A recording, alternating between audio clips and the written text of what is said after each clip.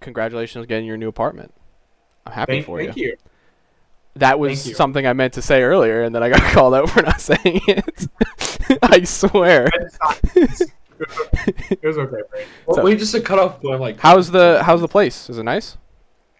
It's empty, but it's nice. Yeah. Right. I mean, I know what it was. Is it bigger than your current place? Well, my current place is a duplex, so I'm living in like a two-story house right now. Gotcha. That's fully furnished, you know. So because it was furnished in a short lease, and we had a third roommate, the rent was like the same price as our new place. But if it was just us, it would be way higher. You know, we just got lucky. Nice. So the new place is smaller, but it's actually ours. It's our apartment for a year. Like hell yeah! Holy shit! You only get it for a year? Long-term Airbnb. Do you only get it for a year, or can you renew? Of course, you renew. That's how. Yeah, you renew. Okay. Yeah. I've never had my own place. They can't. No, you renew. The only time they can get someone else in there is if you officially move out. Gotcha. You know. Gotcha. Or they kick you out. You know. I guess they could kick you out for being bad, but. Well, yeah, I mean, if you like don't pay your rent, yeah. Yeah. You can. Obviously. But it's empty right now. But it's really nice. It's got 2 bedrooms. It's got a living room. It's got a kitchen. Can't wait to see it. It's like way bigger than any of the dorms I was in. It's awesome. Nice. That's awesome. And, You'll just send photos when when it's all set up. It's really good. Yeah, it'll be a while. So also to clarify, so you can understand, we doubled up on rent for a month. So we are paying for this place for the last month of this lease, and then we also have right to the new place. So we're paying for both places this month. So it's like a transition month. Interesting. And we did that because of the way this lease ended. We weren't going to get like a day to move. You know, it would have been like we would have had to like, I don't know, put our stuff in a storage unit for a day or something like that. How far is it? So it is closer to both of our jobs and further from where we are right now. Okay. Does that make sense? Well, that's good. Yeah. Well, yeah, it's not bad. That's actually better because then you're not stuck in the So car. we have like a 40-minute commute to Hobby Lobby. Ridiculous. Got like it's a way too long of a commute. You're just getting stressed out. Like, I don't blame you, man. Is that like cut in half now, or is it like? Yeah, it's like 15 minutes now. Dude. Oh, dude. God, that's huge. That's a big moment. It's also 15 minutes from Viv's work as well. So there you go. Perfectly. And it's right next to a school in like suburbia, so it's pretty Nice. quiet there. Oh, it's good. really nice. Yeah, you got a little shit. Now this whole month we're going to be getting furniture. We're going to be moving our stuff in there, and then at the end of this month, I'm going to be going back to my home, getting a U-Haul and bringing the rest of my stuff finally over. To the new place. So like our TV, my computer, other stuff like that is all in back home right now. So I need to get all that in like dressers and like coffee table. That's all back home, and then we need to get that over here at the end of the month. So it's going to take a hot minute before it really looks like a fully fleshed out apartment. Yeah. Gotcha. Well, I'm excited for you. Room City 2. I'm really excited. Yeah. Yeah, I was thinking about that. I was like, would it be Apartment City? But there's Apartmentopolis. That's true. So I don't know. It's hard. You gotta figure something out. Room City Junior. You gotta lock in. Can I say for the record that these guys have been having this awesome day, and I've been just confused and like asleep at the wheel all day. So like crazy shit is happening right now, and I'm like don't even know what's going on. So I look at my phone and just see everyone is dying. I'm like, okay, cool, and then I put my phone down. Just like you gotta play Rivals to do your epic gamer moment. I had to do my weeklies, man. I had to do my weekly missions so I could get the battle pass. They drop like 6 missions every week that you just get a bunch of like stuff for the battle pass. So it's only every week. So this is like my day to play the game. So I'd been playing from like 11 to like 2:30 or some shit like that. So I was just like that. Now you know why my brain was so rotted when why I came in the call, and I was like, I played Rivals for 5 minutes and it like completely lasered my brain. Well, my brain's already damaged, so you know, like it's only continuing the process is what it is. But and then when I came out, I my mood lifted because I don't think I've really explained this before, but in January, my buddy from work just is taking me to Mexico free of charge. Like he was just. Does he love you? He loves me. For context, this guy gave me his computer, his $2,000 computer, for free. Are Are you his only friend? Yes. And then also his brother is bringing his girlfriend, and then it would be him and his mom. So he's like, I kind of want someone to go with, and he's like, you should come with me. I'm like, dude. He's like, would you go? I'm like, dude, you're gonna take me to Mexico for free? Fuck yes, I'm going. Oh my god. So, and he's like texting me these resorts, and he's like, yeah, it's about excuse me. He's like, for the plane and everything, it's about $2,000. It's like, it's no big deal. I'm like, what? And he's like, if you want to go to a restaurant or something, you are paying. I'm like, dude, I'll fucking pay for anything. Jesus Christ, if you're gonna pay for my plane ticket and my hotel room. Dude, he's such a wholesome guy. He's one of the worst managers I've ever had in terms of the fact that he's like this really strict, like evil dude sometimes. But when we're hanging out, oh my god, he's like the chillest guy ever. Wow. But yeah, you gotta give him a big kiss once you guys go. I'm not giving him a big kiss, but I'll give him a big hearty handshake. Is what I'll do. I think he's expecting a big smooch on this trip. I think he is. Yeah. He'd be like, he wouldn't be like that. The only thing he wants me to do would probably be play Baldur's Gate again with him for the 4th time in a row. Dude's obsessed with Baldur's Gate. It's all he fucking plays. Oh, that's not true. He's playing Cyberpunk right now. He loves his games. He's a big PC gamer, and he rages. He rages hard.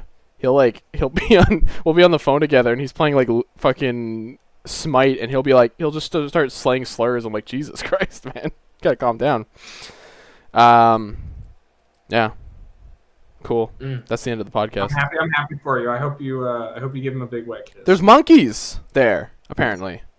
You can't bring them home though, Braden. No, but I want to. You can't though. They don't let you. I'm gonna be honest. I have no interest in the rest of the trip. I just want to meet the monkeys. That's it. I just want to. I want to form like a bond with them. Like I want to. I want them to become my friends in real life. Like Tarzan? Yeah. I want to hold out my hand and be like, you guys are my friends now. Also, please excuse my background. I didn't have time to change the Biorama one yet, so they're all just up there with all. Everybody noticed. Every single person noticed. Well, everyone. Everyone. Ignore my death. Hold on. Wait, is that the boss? There they are. Look at all that shit right there. Did you say this is the boss? No, this is not the. I mean, it could be a boss. To be fair, it could be the boss. It could be the boss baby. The boss's baby. Boss bear. He's got many babies actually. He does. He has 14. He's 800 years old. Bear has sex forever. 800. That's a callback. He's a gooner. He is. Yeah. Hello, everyone. Welcome back. Fuck. How does Ty do this? Shit. Hey, everyone. Welcome to the what does he say? Welcome back to the All Things Geek podcast. I'm... Fuck you, then. He just laughs like, ha ha, all right, everybody, hey, welcome. He does it like that. Hey, welcome to the All Things Geek podcast. I'm your host, Braden Orenzolian, and I'm joined today by the man whose name starts with an A. Aiden or Kierman. And the man whose name starts with a T. Taylor or Kasai. Yeah, he got a bit of a facelift. They actually did the face-off technology from that shitty John Travolta movie where he gets his face taken off. The face-off technology? Yeah, you know that movie? Nick Cage gets this face taken off and he gets switched with John Travolta. Yeah, it's a classic. Aiden, what you drinking there, bud? Apple juice. Oh yeah, dude. Apple cider. Oh, yeah, look. Crisp apple. Hey! Hey! To your health. What do you got? Kombucha. This is black coffee. Jesus Christ. I'm kidding, it's not. It's not. It's just juice. Okay, bro is just downing a glass jar of black coffee. A whole jar of it? Like, this is black coffee. Honestly, for your life, I wouldn't have even been surprised. You're an insomniac, dude. Like, that would not surprise. Insomniac games. You are not. And I gotta be honest with you. I think that cup holder is awesome, but it's also like the ugliest cup holder. It really is. It's funny. This was my mom's. I really went downstairs, but it's terrifying. It is. Awesome. Yeah. I hate it and love it at the same time. He straight up doesn't look. He doesn't even look like that in the movie. It looks like it breathes, bro. I know. I should send this to Lay because I know he would really appreciate it. The cup holder or just a picture of it? No, the cup holder. You're gonna send it to him. All right. Yeah. Fair enough. That's cute. Obviously we're gonna address the rumors. Ty is dead, unfortunately. Yeah. He got hit by a semi truck. A semi truck, not a semi. A semi. Semi truck.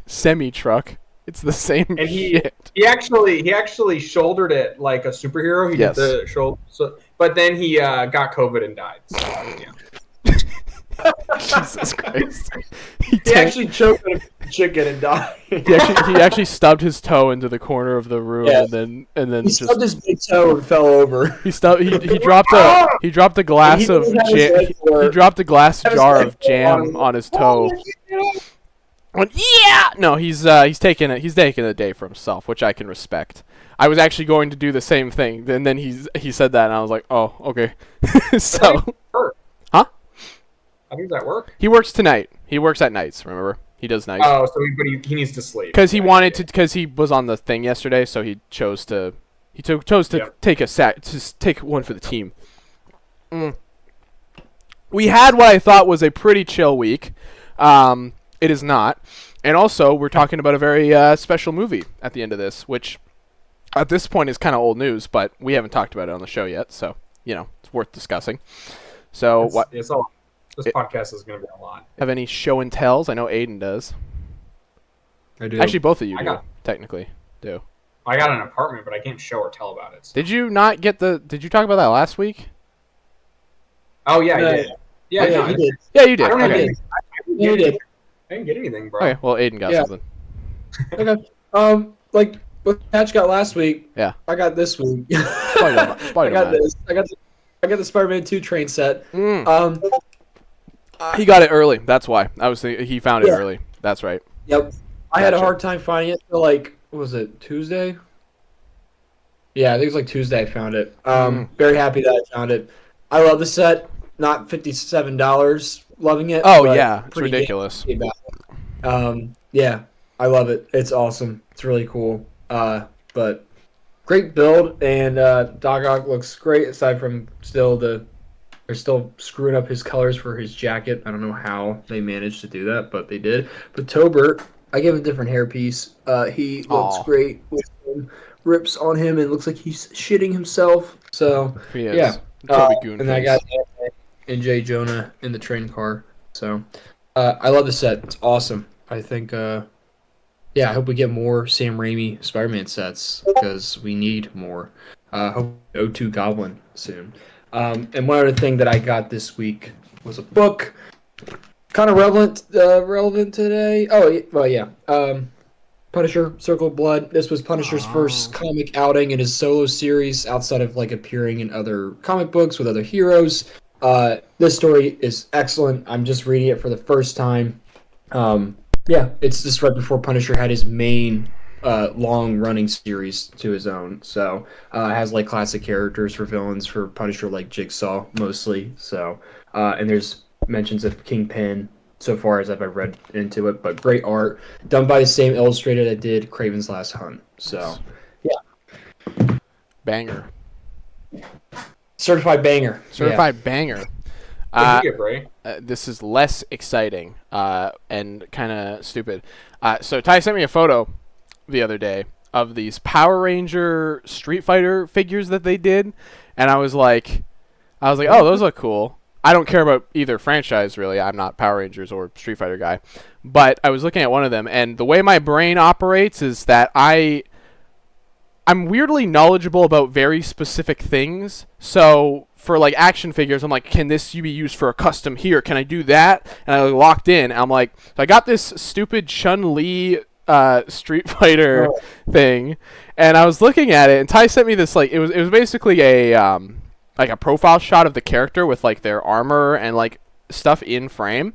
And I was like, that looks interesting, and immediately I thought of a custom idea with this, and it actually turned out really way closer than I expected. It's kind of stupid, but so there's a Sorry, my brain just shut off for a sec. There's a Phoenix Force Emma from Rivals that I want to try doing. Cause she has like this exact same chess piece, and it's really cool. So I'm going to get the Emma 97 figure that they're putting out and mix that with this, because the armor actually comes off. It's actually a separate piece. You can take it off. But she looks pretty good. I haven't opened it up yet. I just got it yesterday.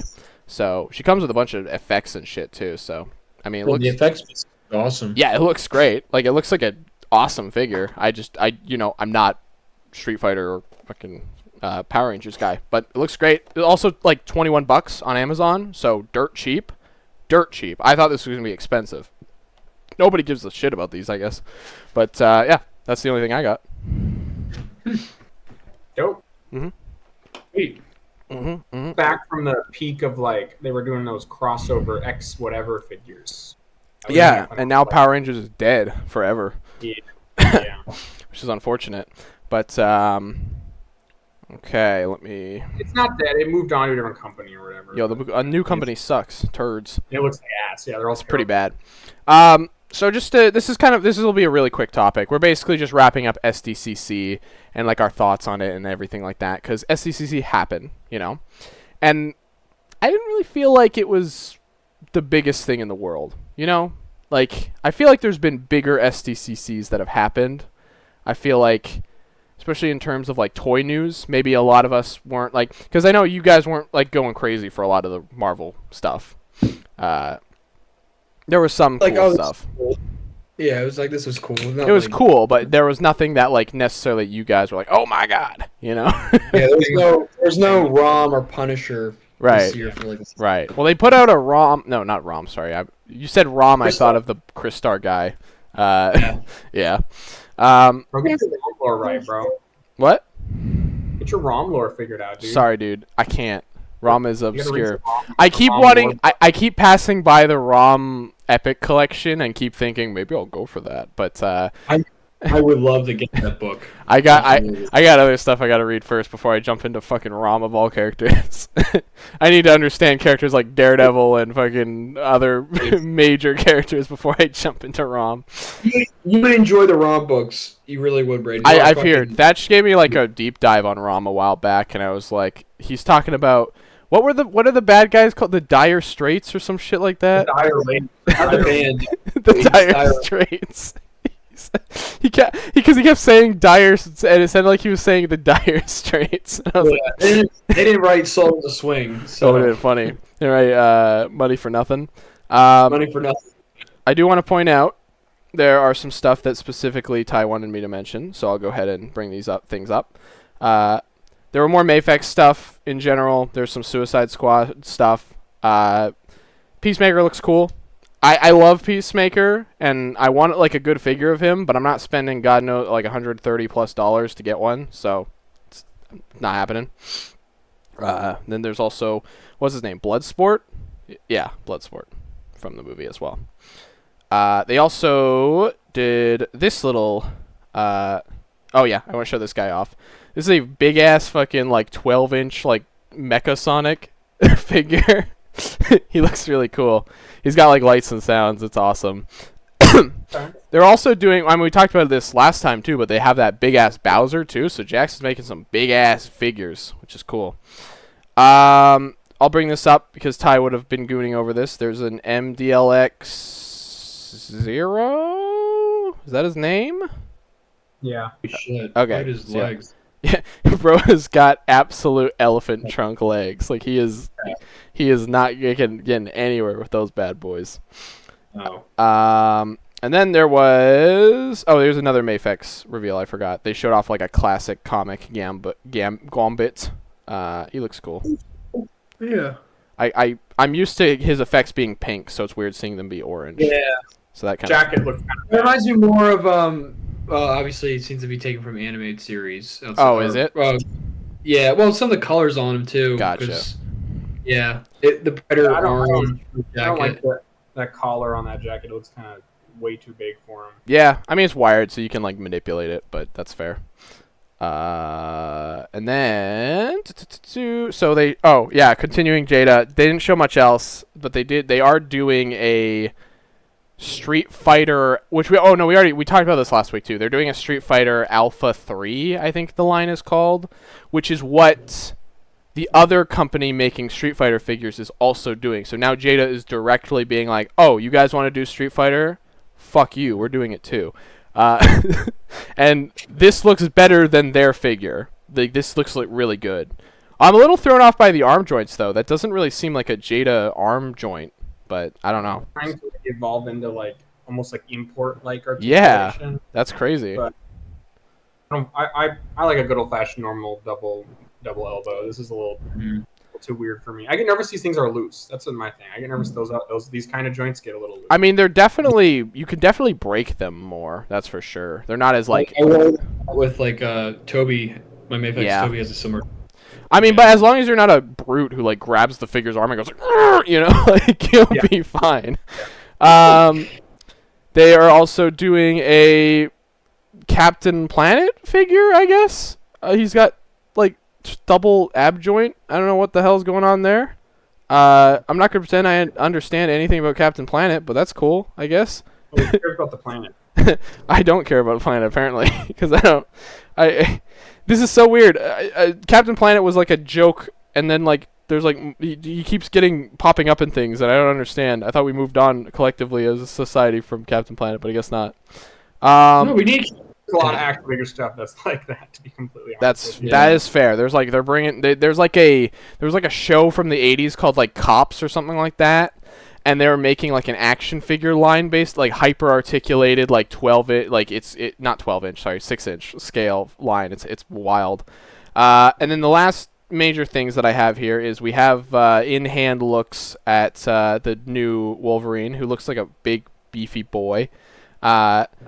He's big, but I also don't. I feel like this is like not. It's weird. It's like. He's bigger than the old ones, but the old ones are also too small because there's been scale creep over the last few years. So, and also this is like a stylized game Wolverine, so I don't think it's that bad. Like, yeah, it depends how he looks next to the other characters in this line. Like, right. If he looks short to them, then you're good. I did see Cap looked a little bit bigger than the regular Cap, by the way. So you might be right about that. Yeah. But it might just mean that using this as your mainline Wolverine might not be as depending on how much you care about the scale. A lot of people are gonna be like, I don't give a fuck. Right. You know what I mean? Yeah. Some people they might. That's some of the longest clips I've seen on a Wolverine figure from Marvel Legends anyway. Dude. I'm so tempted to get this goddamn Wolverine. He looks so cool. Man. He looks so cool. And then one of the last person's comparing it to that old ass. Yeah, right. I don't know why. I would compare it to the '97 one, but oh well. There was a comparison. I don't have a photo of that, but there is. Someone did a comparison with like the last like 5 years of Wolverine, and it's really interesting. And he's still larger. Like I think '97 Wolverine's actually a bit bigger, though. I will say that he actually is. He's a smidge taller. He is a smidge taller, so he doesn't look as bad next to him. And then the last major thing that we found out about is this little idiot, who I guess his name is Dupe. I had to do some research. Yeah, he's gonna be in Avengers Secret Wars. I do remember that. He's like vaguely in the background of one of the pictures. That's so weird. I did a little deep dive on Dupe because I'm like, who the hell is this asshole? And he's just like this weird little freak that he doesn't speak English or anything. He just exists. And I'm like, okay. People who don't speak English are freaks to you? No, but look at him. He looks like a little. He looks like actual little feces. He looks like feces. People who don't speak English look like feces? Is that what you're saying? Yes. He just looks like a booger.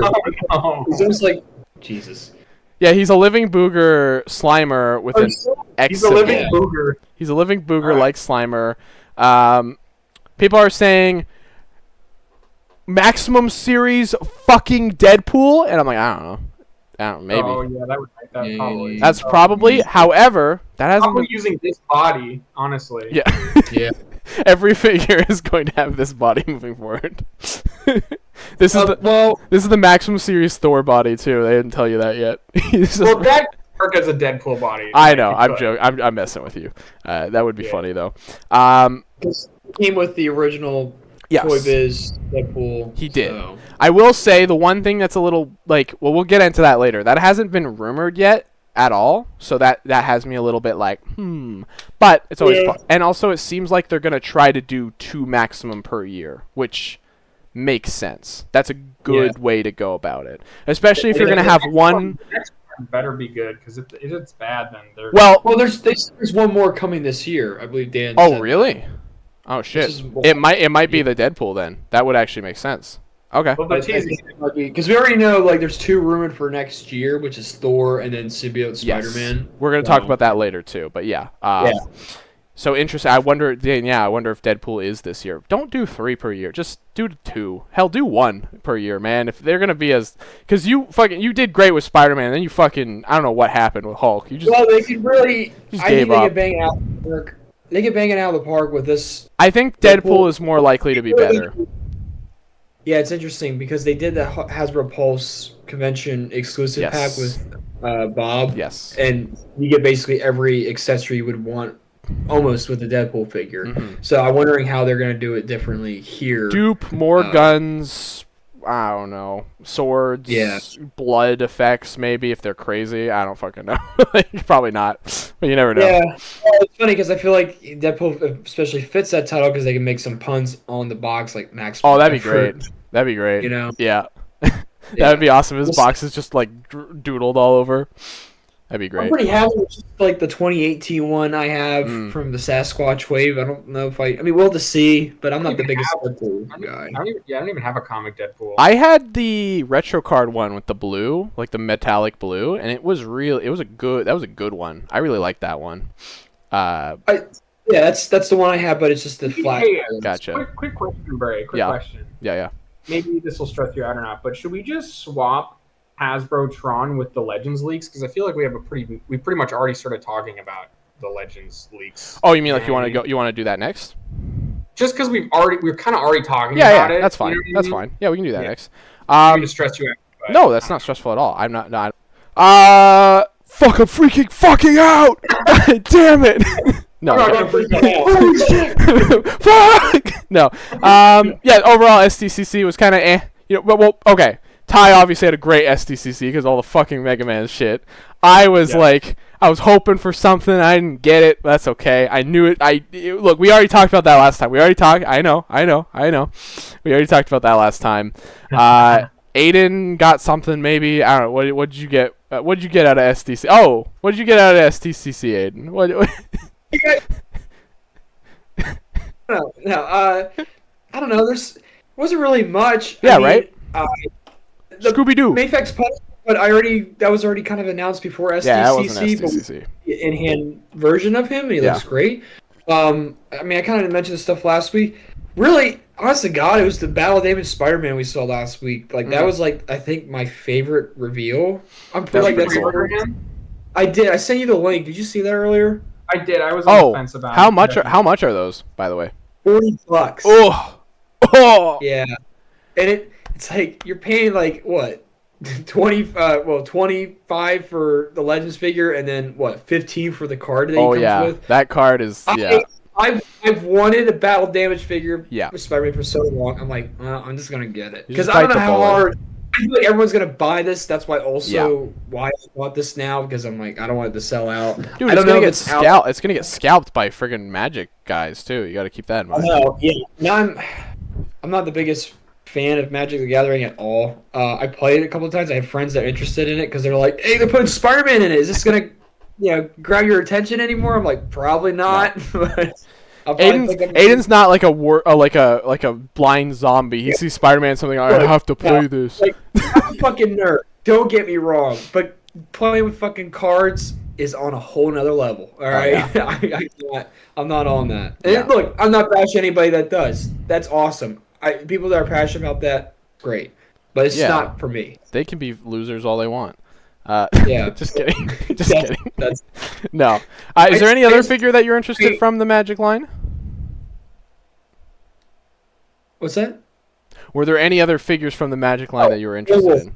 Oh, yes. Sorry, I didn't hear. Gotcha. Yeah, Man Wolf is a character I wanted to see. Not quite the version I wanted, but he's there. It's more of like the Ultimate Spider-Man look that he has. Gotcha. But I might get. No one's really gonna buy him. really. So I'm gonna get him down the line and when he's Gotcha. on sale or something, and just have him in the collection. I may like try and Oh. make a custom. I like fix his torso because I prefer like the classic look where he has like the astronaut suit almost. And so you were into the '97 stuff too, right? So, hold on. Sorry, so if you go and look at hold on, guys. If you look at the Battle Damage Spider right now, it says you can pre-order him, right? Mm. But I can't. Like, won't let you. Yeah, it straight up just says error. Where? But then I was like, site oh, are you it must on? be sold out. It must be sold out. So then I went, but I went on my computer. It doesn't say sold out. I had that problem. No, I had that problem earlier. What site? What site are you guys on? How did you get past it? I had to refresh the page. Hmm. And then but this is like when the pre-order just dropped earlier. Obviously. Yeah. Now it says he's currently unavailable. Weird. Oh, okay, gotcha. I guess my Amazon's just like behind the curve. Yeah, I got scared. Well, I got scared. I'm sure he'll come back in stock. Yeah, you guys will find him. Yeah. I don't think it'll be too big. This isn't going to be Retro Card 2020 Spider-Man. You know? No, it's funny because this guy reminds me of that version, especially with the colors on him. What's the closest thing we've gotten to that since then? It's kind of hard. I would argue it's probably We've gotten to what? A Battle Damage Spider-Man? Yeah. Well, like the. No. Sorry, what I'm saying, what's been as hard and like as scalped as like the 2020 Spider-Man is what I'm saying. Oh. Yeah. Renew Your Vows, was that one of them? Kind of. But they did a good job restocking that. Probably the Final Swing Spidey. He was pretty hard to get. Yeah. This guy was hard to get, and now he's not anymore. So. Yeah. Yep. It's always like those first initial couple months that are really rocky, and then their distribution has their stock has gotten a lot better. I'm sure they've learned from their lesson too. Like, I heard the Psylocke 2-pack was like really bad at first, but now like you guys are all finding them. Well, look at Rogue. Rogue was so fucking from X-Men '97. Really? She was. Oh my God, Braden. She was going for like $150 online. Was that after the show came out, or was that before? No, it was right when the show came out. Okay, so yeah, that I figure. Okay. Her and Gambit were like virtually impossible to get. Right. I almost got. I will say, Gambit's he's pretty good. I don't love a lot of their. I don't love the trench coat on those guys very much. Just say the other stuff they revealed at SDCC is the 2-pack with Storm and the Brown Suit Wolverine. 97 stuff. Totally getting. That was one of my other favorite reveals. I don't have a Storm in my collection for the X-Men, so I'm gonna get her. Mm-hmm. Plus, I love that look for Storm. It's probably one of my favorites. And then they're doing a perfect. Like, this guy is still the perfect Wolverine. So having it for the brown suit is gonna be great. What, you don't want to get the shitty body Gambit with the gross basketball body? I like the Rogue figure. Yeah. I think she looks cool with that, like the fabric they're using. But yeah, it's fun. It's stupid. I don't think I'm missing anything. And you guys aren't getting Mephisto, right? I don't think I am now. No. Okay. No, absolutely not. I'm good. Okay. I'm not like a huge Mephisto fan, but it's like I like to have as many like characters. It's just I'm surprised. All right, I figured you may go for it. I've been thinking about it, but I'm like, okay, fair enough. Just know it's your one chance to get him, and then I wanted to get this Battle Damage Spidey, and I was gonna pre-order him from GameStop, but it's gonna be like $53. Yeah. With shipping. Ooh. I'll probably find. It'll probably get restocked on Amazon. Oh, for sure. Happens. All right. You guys will. Don't worry. I appreciate you willing to sacrifice your $5 off coupon. Thank you, my friend. I just used them for. I'm getting Reed in a few days. Reed. Hell yeah, dude! I thought you already had Reed. I have Human Torch coming tomorrow, and then dude, I gotta get a Reed and Sue so badly. Yeah, I got the rest of the team coming, so I don't need Johnny or thingy. Anyways, are you guys ready? What the hell? What? The Silver Surfer figure. I don't have one. I haven't found it. I thought you had her. Jesus, I don't know what's happening. No, we talked about this, bro. But I thought you got her after that. God damn it. Nah, bro. Time is a construct and nothing matters. Anyways, you're in a parallel universe. I'm living in the fucking nil dimension. Hold on. So let's dive into these Legends leaks. Do you guys know anything about these? Probably not. Nope. I haven't looked at it at all. Okay, this is displaying model behavior. This is it's not an update, but it kind of is an update based off the last leaks. There's brand new day stuff. It's not exciting. You guys already know the characters that are going to be in it, that we're getting figures of. It's some correction to some Doomsday stuff, and some Thunderbolts, and there's some other comic book stuff. It's not that crazy, but I'll go over it. Do you have a list of them you can send in chat? Oh, I got a list, but I was just going to read it out for you. Yeah. Could you send it? All right. Yeah, I like to look through it too as we're talking about it. But I just don't. I mean, I love displaying model behavior, but man, he's a lot, bro. I just can't watch the videos. Are like sensory overload. It's like holy. He's just so excited. He's very excited. But I wrote everything he's a very down. Sweet guy. I wrote everything. Like 40 minutes long. And I know. I'm like, dude. I wrote everything down in order. In like it's all properly organized by category and everything. Dude, this is why I wait for this because you guys always figure this out. I like talking about this. So for brand new day, you've got Spider-Man. No shit. What a fucking shocker. Then you've got Shocker. No, just kidding. Can you imagine? They've got Shocker. They've got fucking Tarantula. No, it's Spider-Man, Punisher, and Hulk. Those are the figures we're getting for brand new day. Could you send the list? Yeah, I want to just talk about it first, please. Okay. I want it to be a surprise, so I can go through them and surprise you guys. That's pretty cool. Yeah. So it was Spider-Man, Punisher, and Hulk. Yeah. Hulk. I don't know if it's a wave. We don't know. We don't know what. It's just those are the figures that were revealed, or that were leaked. Okay, so that was for brand new day. That's it. Doomsday is a bit of a correction, I think, from last time, because we got a lot of figures last time, and there's some different ones. Like, remember for the Doomsday ones, they had all the Fantastic Four? They're not on this version, so I don't know what happened there. Okay. For the Doomsday, it's Nightcrawler, Mystique, Beast, Doom, Thor, Captain America, Falcon, Gambit, Shang-Chi, and Cyclops. That's the Doomsday wave. As far as we know. There might be more. Like I said, there was Fantastic Four on the last list, so I don't know where they went. I thought this would be a good way to get the other Thunderbolts, too, because we didn't get a proper Bucky. Get this, Aiden. Thunderbolts 2-pack. Don't get that excited. Void and Val. What? What the fuck?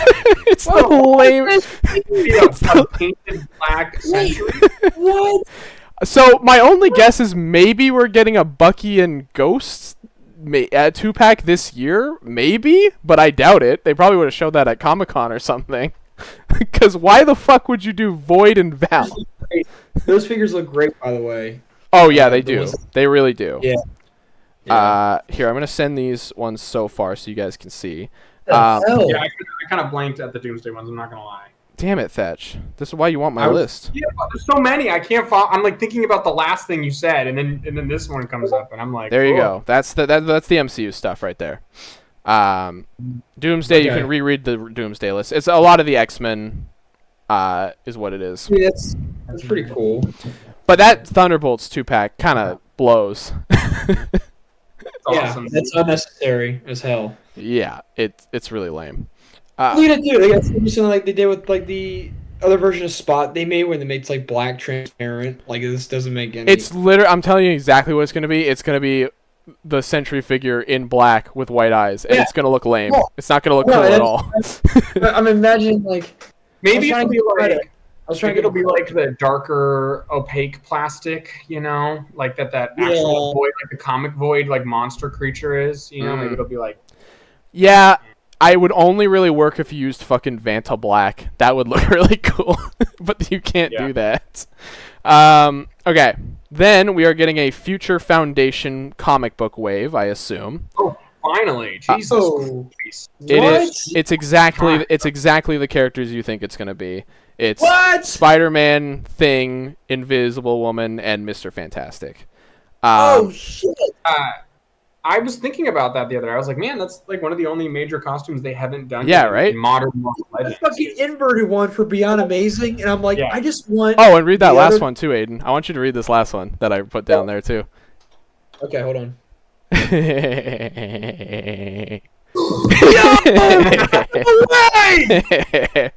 I don't know if it's in the wave or if it's a separate thing, but it was announced after.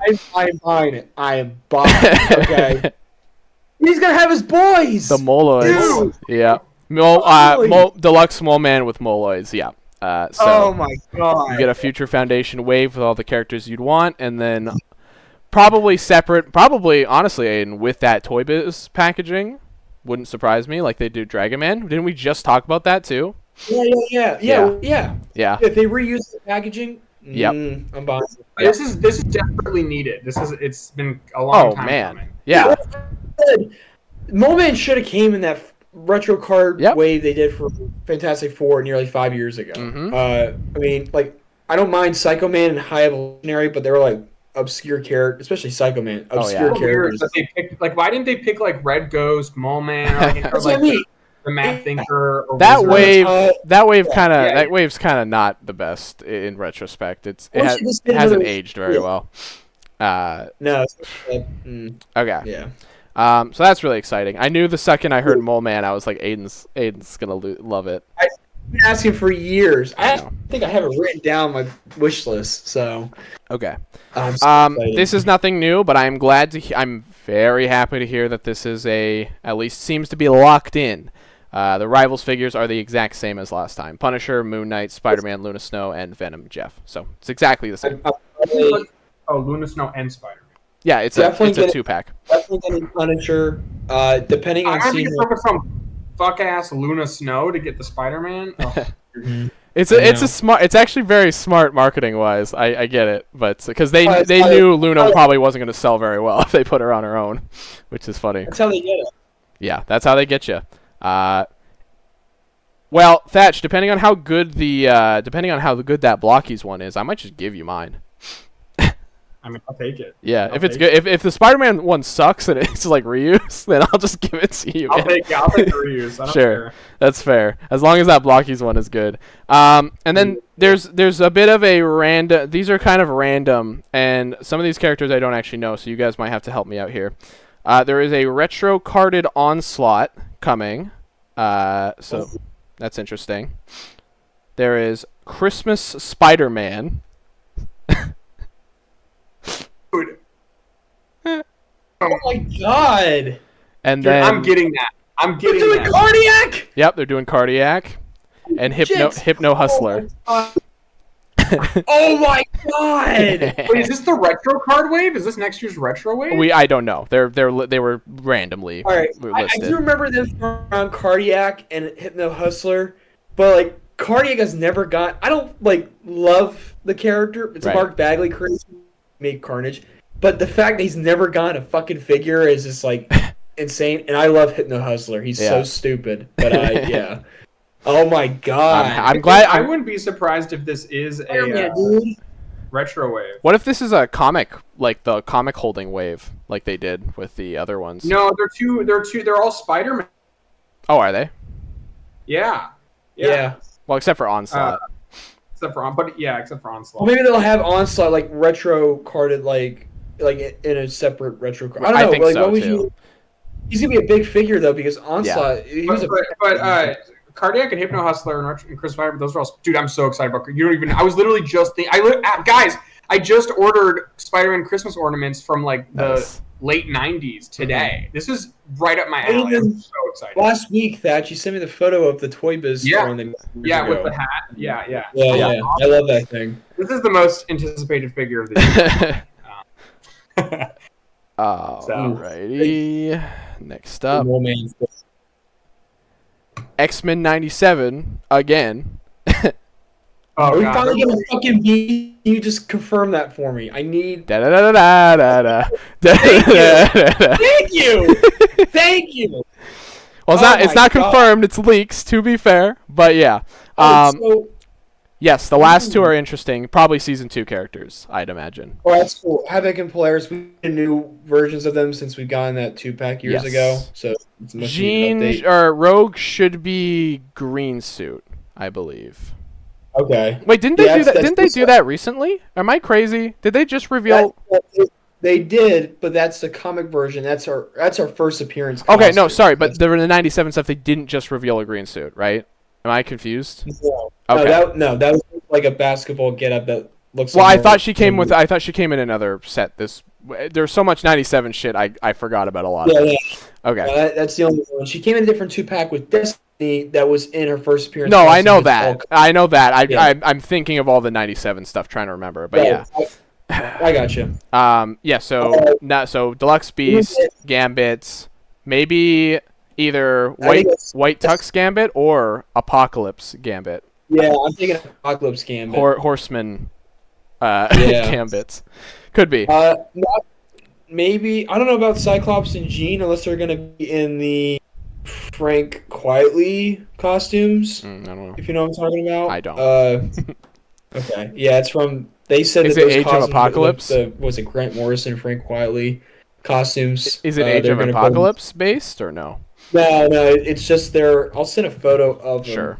And then Havoc and Polaris, yeah, those are probably characters in Season 2, because they are not in Season 1, so it wouldn't make any sense.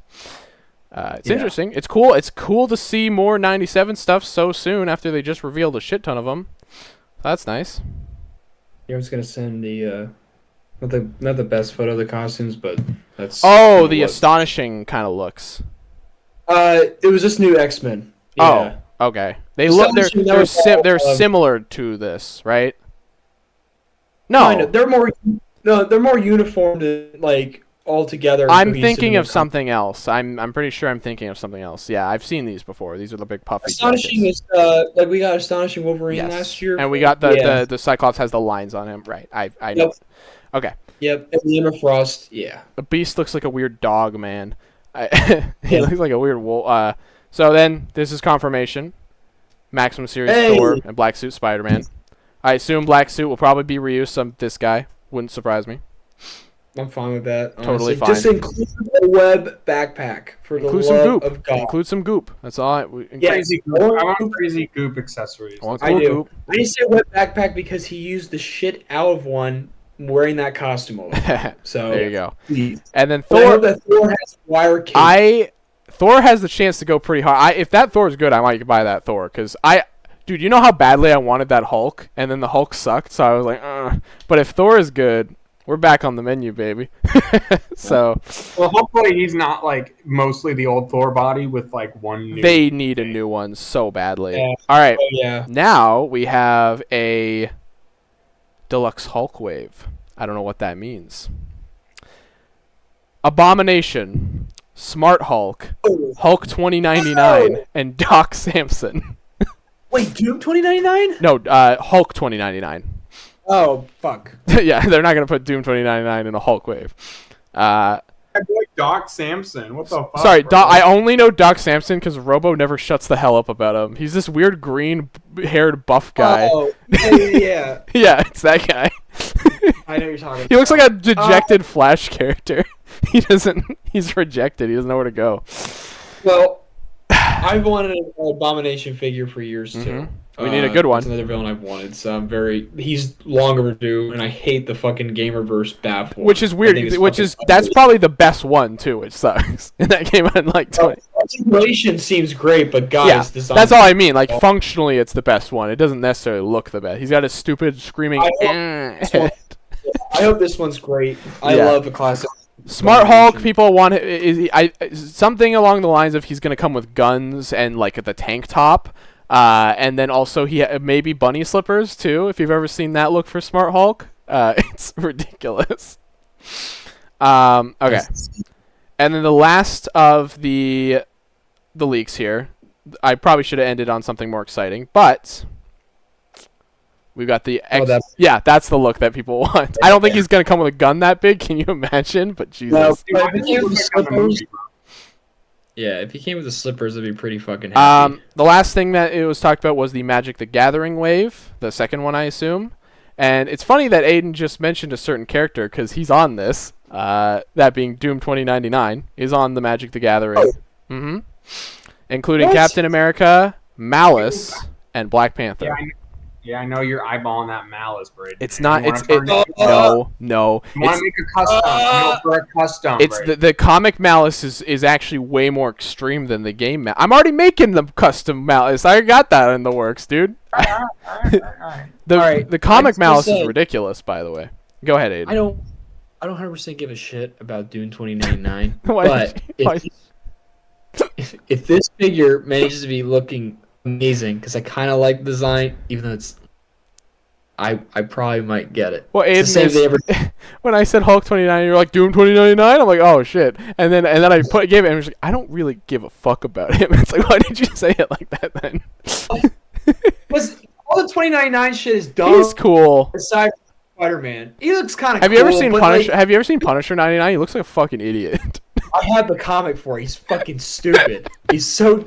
I'm gonna go get it. Give me 1 second. Yeah, let Aiden pull this shit out. It's so dumb looking.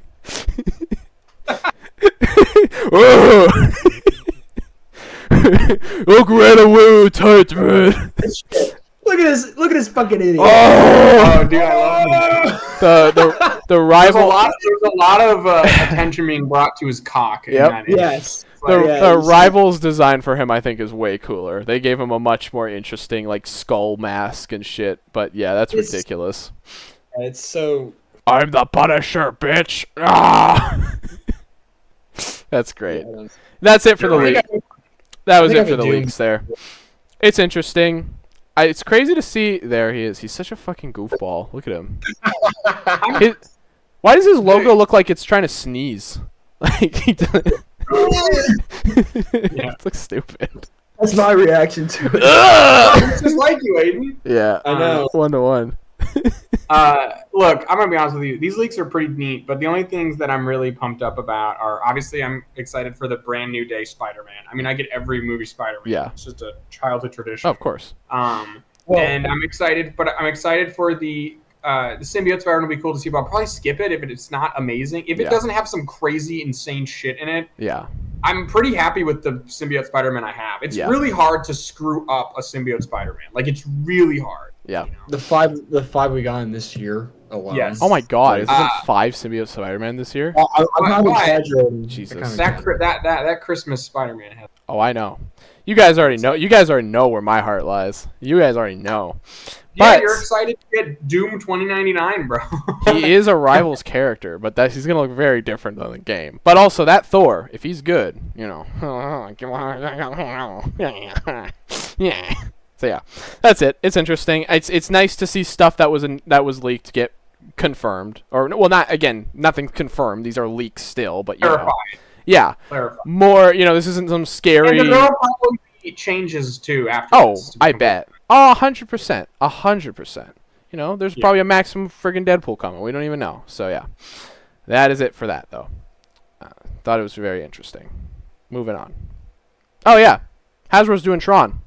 What do you guys think about that?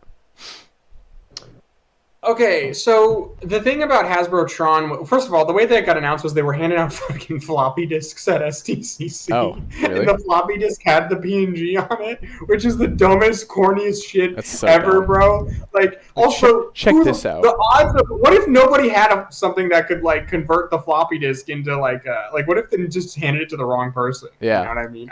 They just got a stupid floppy disk. He doesn't know what to do with it. Okay. Also, it's not called, like, as far as I can tell, it's not called, like, the Grid series or something like that. We don't know yet. It hasn't been announced. But no, because they said Hasbro Tron and then Hasbro Tron Legacy, which makes me think that that's the branding they're going with. So hold on. I don't know. I'm hoping it's like a line, but I wouldn't be surprised if it's like not. If it's like other stuff, Like this is what it was. It was Disney Tron, Disney Tron Legacy, and then Hasbro. So I'm thinking. Well, I think that's just the logo. I don't know what it is. But why is the Disney logo so prominent? I'm reserving reservations that it's not a 6-inch articulated line. Like it might not be. It could be like retro carded ones that are like 5-inch. Well, let's be fair. Also, we know that they don't have a good track record with their 6-inch lines. We know that. We've seen it. Time and time again, we've seen this shit die. So, who's to say investing all this money in another action figure line is even worth it, Like I can literally picture right now retro Tron cards with the little basic like figures, and then retro Tron Legacy with the little. Like, you get like the bikes and the toys and all that shit. Oh my god, yeah. But I mean, I hope it's a 6-inch articulated line. I really do. Give me your top 5 Tron characters you want turned into action figures. Go. Tron, Rinsler, Clue. What's her name? Quora. Yeah. Clue. I already said Clue. Yeah. You can't do Clue twice. I already said Clue. I don't know. They could do his son from the movie, but I don't think anybody. You don't want Aries? You don't want Aries, really, dude? Well, they're definitely going to do Aries if they're doing for this. Sure. I probably would not get an Aries really because screw that guy. Yeah. You don't want Jesus. I don't know. Honestly, like any Tron merch is like exciting because there's like none. Right. You know what I mean? So like every once in a while there'll be something Tron related, and it's cool. Like the Lego set, like they'll just drop some random Tron. I watched the new trailer when I went to go see the movie we're gonna talk about, and it looks really fucking cool. I'm not gonna lie. Yeah. I don't know. We'll probably get a Kevin Flynn figure. Almost certainly, we're gonna get one. Like 99%. So. Yeah. Gotcha. I'll take your word for it. I'll take Kevin your word. Flynn is Jeff Bridges. That's like the main character. Okay. I was gonna say I assumed he was Tron, so I didn't fucking know. So. No, Jeff. No, so Tron is like. I had a great comparison. I forgot. Tron's like. It's like Zelda, where like Zelda's named after Zelda, but the main character's Link. That's what Tron's. Right. Tron's named after Tron the guy, but the main character's Jeff Bridges. Gotcha. I know he's just like a generic looking guy in the first movie, right? He's not really like a. No, he gets like a Tron. Well, he has an outfit, I mean, but he's a normal looking dude. He's not like a crazy looking, you know. He just got like white face paint on, but yeah, pretty much. Okay, interesting. The only time I've ever seen Tron was in fucking Kingdom Hearts. I barely remember him, but I remember Rinsler. He's cool. He looks awesome.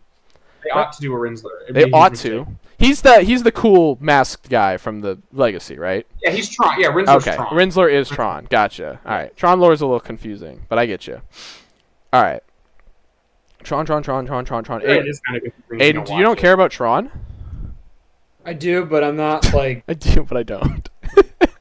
No. He's not as big a fan as I am. I gotcha. No, I'm not. You're not dude, Tron I've head. not seen. I remember watching Tron Legacy and loving it, but I've not gone back to it in years. It's one of the coolest looking movies of all time. Yes. With this movie a new movie coming out this fall, I'm definitely going to watch everything, even Uprising. And I loved Uprising growing up. Uprising is dope. Yeah. Yeah. But it never like 100%. Uprising is like the best piece of Tron media that exists. Is Uprising. Well, yeah, I'm gonna. It looks really cool. I don't have much to like. Oh, I want this character because I really don't remember a whole lot. Well, to be honest. I do know what you want. What you want more than anything is Captain Underpants. And what did Captain Underpants do this week, Aiden? Well, he showed what's under those pants. He showed what's under them. Oh my god! He definitely showed those pants. Impossible. Misshapen showed. It wasn't impossible. So this week, it was impossible. Literally yesterday, at the time of this recording, it was announced that next April we will be seeing for the first time Captain Underpants in the form of a manga. It's basically a retelling of the first book and all different artists. I'm not familiar with the artist and his work. I'm not a big fan of manga myself. Braden, do you recognize the name? I'm gonna send it? Yeah, send the photo so I can look this guy up. I will. I'm also not very well versed in manga art, to be fair. Okay. Because he did. What does it say on here? I found an article. I was reading a few different ones yesterday that was talking like how he was very excited. Moto Jiro, I think his name is. He's a manga artist. His work includes the Time Warp series and the Battle Brave series. Motojiro Kaji? Is that what it is? Nope. Never mind. That was a writer in the fucking early shoujo period. I don't know what the fuck. It only shows his one name. What's it? How do you spell it? I'm gonna send it the cover, and it's gonna have his name. Okay, on thank it. you. Moto. Moto. Yep. Jiro.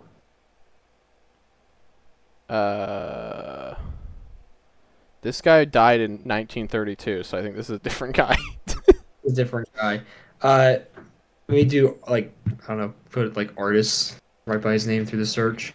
When I first saw the cover, I was like, "There's no fucking way this is real." But at the same time, because this is, if you've read the series, this is the exact kind of almost like it would be formed as a gagged, a gag in the books.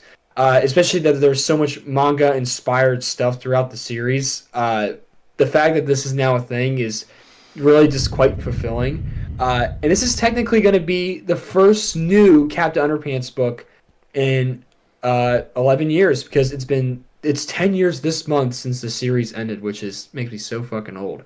But I'm so incredibly excited because it's not just going to be, all right, there's the first Captain Underpants book in a new art style.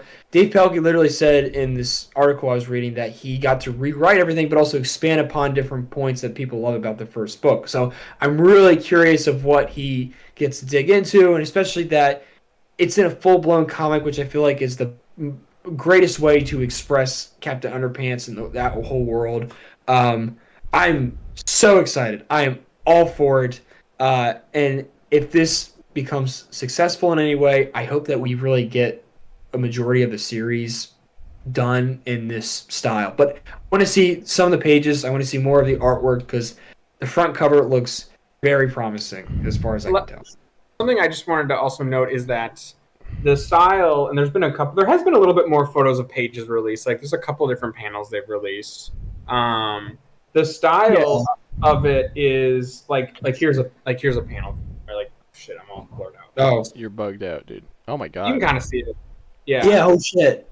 Oh my God. Style of this book is, I think when people say like they're doing Captain Underpants, here you go. You can see it a little better. Not really. No. When people say they're doing like a Captain Underpants book, I think anime or manga, I think people are picturing like fucking like One Punch Man or like a super like he's gonna be shredded and it's gonna have like the super traditional anime art style. No. It does not have that. It's more of like the Astro Boy sort of like cutesy chibi like kid like comedy art style, you know? So it's not like Dragon Ball like kind of drawn. It's drawn more like Astro Boy or something like that, which I actually think is way more fitting for Captain Underpants tonally. Like that resonates way, because Captain Underpants is not an action epic series. It's not that at all. Really. I mean, there's epic stuff that happens, but it's not like built around like cool like karate combat and, you know, destroy like Galactus is going to eat the Earth or whatever. You know, it's more down to earth. It's more comedy based. So I think that it's more of a comedy, you know, cutesy art style is way more fitting of. That's what I like about it. Like, I was picturing like, oh, we're gonna categorize a manga, and I was like, oh, they're just gonna turn into like a One Piece or whatever. You know what I mean? They're just gonna turn it into like a traditional like action manga art style. But that is not what this is. This is more Astro Boy retro comedy. It's actually very unique. I've never seen an art style like this. It's way more fitting, I think, for the series tonally. Yeah. So I really like that. I mean, I personally would love to see like a really scary hyper. I know it wouldn't be true. I know, but it would be fun to see like a really hyper rendered Captain Underpants punch a guy in the head. There might be like a gag where they do that. I wouldn't be surprised if there was a joke where they like do that. You know? Yeah, there's times where I want to see him go crazy. They've posed him at times of just being serious within the books anyway. I can't even imagine that. Well, Brayden, I was just saying to myself, like, Brayden has no excuse not to read this. I have every excuse. The art style is weird. It's not actually what I was expecting at all. It's exactly what I was expecting from it. And this is what you Americans think manga looks like. I'm kidding. No, it's a comedy manga. It's you don't read this kind of manga. No, I know what you're saying. I've seen what you're talking about. It's very unique. It's a very unique art style. See, like the onomatopoeia is like in Japanese. Yeah, that's awesome. I love that. The kanji. Yeah, the kanji. Yeah, it looks really cool. It's really funny. Well, one thing I wanted to say was the thing that I think. Oh yeah, it's very Astro Boy. That's kind of the energy that I'm getting from it. The thing that I like about it though is that what I hope Captain Underpants, they're inspired by like Marvel and DC comics and stuff to make their own comic book. Mm-hmm. I think it'd be really cool if they do that, but for manga. Like if they're inspired by like Dragon Ball and One Piece and stuff like that, and that's what inspires them to make the Captain Underpants. I think that would be really cool. Yeah, I would love that. I've seen ever since the manga was announced yesterday. Now everyone's like, "Can we get an anime?" Yeah, when's the anime adaptation coming out? I don't think people would like the anime, bro. I don't think they would be into it. When's the anime adaptation happening? I think they would be expecting like epic fight scenes, and I think what they would get is more of like It's more like Crayon Shin-chan, where he runs around and talks about his dad getting hit by a car or something. So I'm excited. Sorry, that's not at all what happens in Crayon Shin-chan. I don't know why the fuck I brought that. Crayon Shin-chan is like Blue's Clues for like manga. Like it's very babyish. Like it's goofy. Like his dad doesn't get hit by a car. But I think that this was the right way to do this. I really. Oh think yeah. It looks really cool. Because I read the first like 3 or 4 books when I was a kid. So like I tried. I like the tone. I tried. I'm curious if it's gonna be like, because it's written by the original writer, right? It's written by Dave Pilkey, right? Yep. Is it gonna be like? Is it going to be written like an American comic, but it just has the art style of a manga, where it's like, you read it normal, like front to back, how we would here, or is it going to be reversed like a manga? I hope it's reversed. Oh wait, hold on. I think they might do it reversed. Oh, never mind. It's just a PNG of the cover. I thought it was the actual picture of the book. Never mind. I can see. I don't think there's any confirmation I've seen on that, but he's like one. I think would want to include that in I there. would be scared that they wouldn't do that, because it would like alienate like regular kids in America. I would see that being a thing. But it's also like making as an introduction to kids if they want to read. That's a good point. Yeah. It's actually kind of cool. It's actually a good like first introduction. Nowadays that read One Piece than that read the original Captain Underpants. Well, that's true. It actually it made me think. It actually made me think like, well, you know how like the Netflix adaptations are like supposed to be like introduction to anime, whatever, right? And a lot of them don't do a good job at it. But like this is almost like a good introduction to manga. Now, I don't think most kids should be reading manga, to be fair. It's going to rot your brain and make you think horrible things. But, for the most part, it's cool. It's really, really cool. It's really fun. I think this is fun. It's cool to see him still doing crazy shit, after all these years. Captain Underpants would be like 30 years old. Jesus Christ. Yeah. When's the Dogman manga coming out? They actually made Dogman as a manga in one of the later Captain Underpants books. Really? So, yes. Because so George and Harold go to the future and meet their future selves, and it's basically in like almost an anime sort of fashion. Really? Yes. Dogman. It's like a Dogman book in anime fashion. Crazy. Yeah. Dogman is written by those characters, right? Yes. It's an in-universe comic. That's so interesting. Yeah. Huh. Good shit. Yep. Good shit, man. I love. I'm excited. I just love getting new Captain Underpants content. That's just makes me so happy. So, well, Aiden gets a lot in life, but he doesn't get. But the only thing he really needs is Captain Underpants. It's one of them. This is a bigger deal than Spider-Man. No. Aiden saw this and he pissed into the air. No, it's been a good week for both my boys. It's fair. But Captain Underpants is nice because it's kind of more niche, Like it is. Well, what I love about it is that it's just like outside of like a parody on superheroes, right? It's completely opposite of that. Just the pop culture references are just like beyond. Like it is one of the weirdest things you can ever read, and I think it's what makes it so unique and great. That's why I tell people like, yes, the title's like. All right, yeah, it's potty humor. It's fucking great. Can't tell me it's not. Don't tell me about my farts, all right? But if you read it and then you're like, holy shit, I never seen time travel done that well in a fucking children's book about a man in his underpants. I mean, the time travel's done so well, I put it in front of him. It's hard to tell. It's sometimes it's hard to tell if it's actually cope or if it's just genuinely good, Because Aiden's like, it's really good. They're talking about the shit and the poopy. It's really good. I buy it, right? I've read the shit since I read that book when I was like 9. But I'm like, I think they are perfect books for kids. I think kids would love them. Like, yes. Well, I liked one of them. I had one of them as a kid. The fact what I love about these books is that for kids, they're great for kids because they express and encourage creativity. That's solely what they do. I can't tell you how many comic books I made because of Captain Underpants. Oh yeah, I wanted to draw, write stories. It was because of those books. I had a fucking series called Paper Man where they just made meme references the entire time. It was awful. It's terrible. Oh god. Yeah. All right. All right. Talk about your love. I get to talk about the most boring thing this week. Okay. I actually only put this on here because I didn't know there would be bigger news, so I was kind of like, you know. There was bigger news. Do it. And then Ty's not going to bully me for talking about it this week.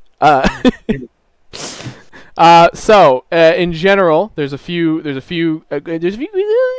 things I want to talk about. So first of all, so season 3.5 is coming out next Friday. We're getting Blade as a character finally. He looks fucking. Which you hate, by the way. No, you hate. I want to say. I want to say. I'm coming out. I was wrong. This motherfucker knows how to ice skate uphill, or whatever the fuck the line is. Motherfuckers are still ice skating uphill. I really hope they reference that in the game. Somebody's always trying to ice skate uphill. He's not gonna say motherfuckers, but I know but he's gonna look over at Luna and he's gonna be like, she knows how to ice skate uphill, or some dumb shit like that. It's gonna be hilarious. Anyways, his trailer looks so fucking cool. They're leaning in on his theme, by the way. Every clip of him has his stupid techno theme that plays all the time, and it kind of rocks. He's awesome, man. He just like flips around and does some crazy ass shit. He looks so fun. He can do some wild stuff, man. And yeah, they made Blade cool. No, I'm just kidding. He's always been cool. But they made Blade cool to me. Hold on one second. Watch the Blade movie, for goodness sake. That's what made Blade cool. I haven't seen it. They got to make a new one. I know. That's why you should watch it, right? No, they got to make a good one. Brayden. What? I want to see the new MCU one. I don't want to watch the old 1994 Blade. No, give me a break. I don't talk about it enough, but that is probably one of my favorite Marvel movies. Really? That first Blade. Yes. I thought people fucking hated it.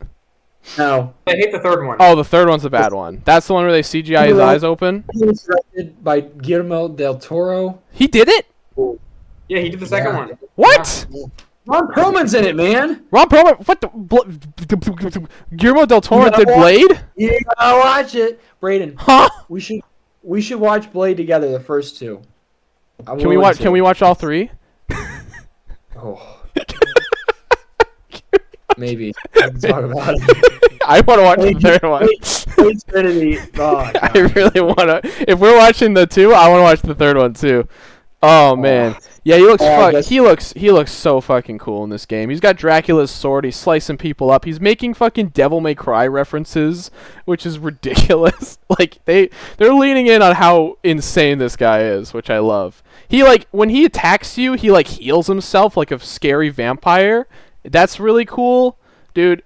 It makes me happy because people have been wanting him for so long, and also he was supposed to be in season 1, so it's really cool to finally see him. So he's really dope. He's sick as hell. He's coming to the game, looks great. I love it. Then we got a bit of an update regarding the season 3.5 roadmap. I love that they're doing this now. They did not do this at the start of the game. They're actually giving updates and shit for the game. They're giving roadmaps, which is great. So August 8th, Blade releases. We get one of his alternate costumes, which is the symbiote Phoenix Force skin. It looks like he's got a golden woman's head on his armor. I don't know what the fuck that's all about. It's very weird looking.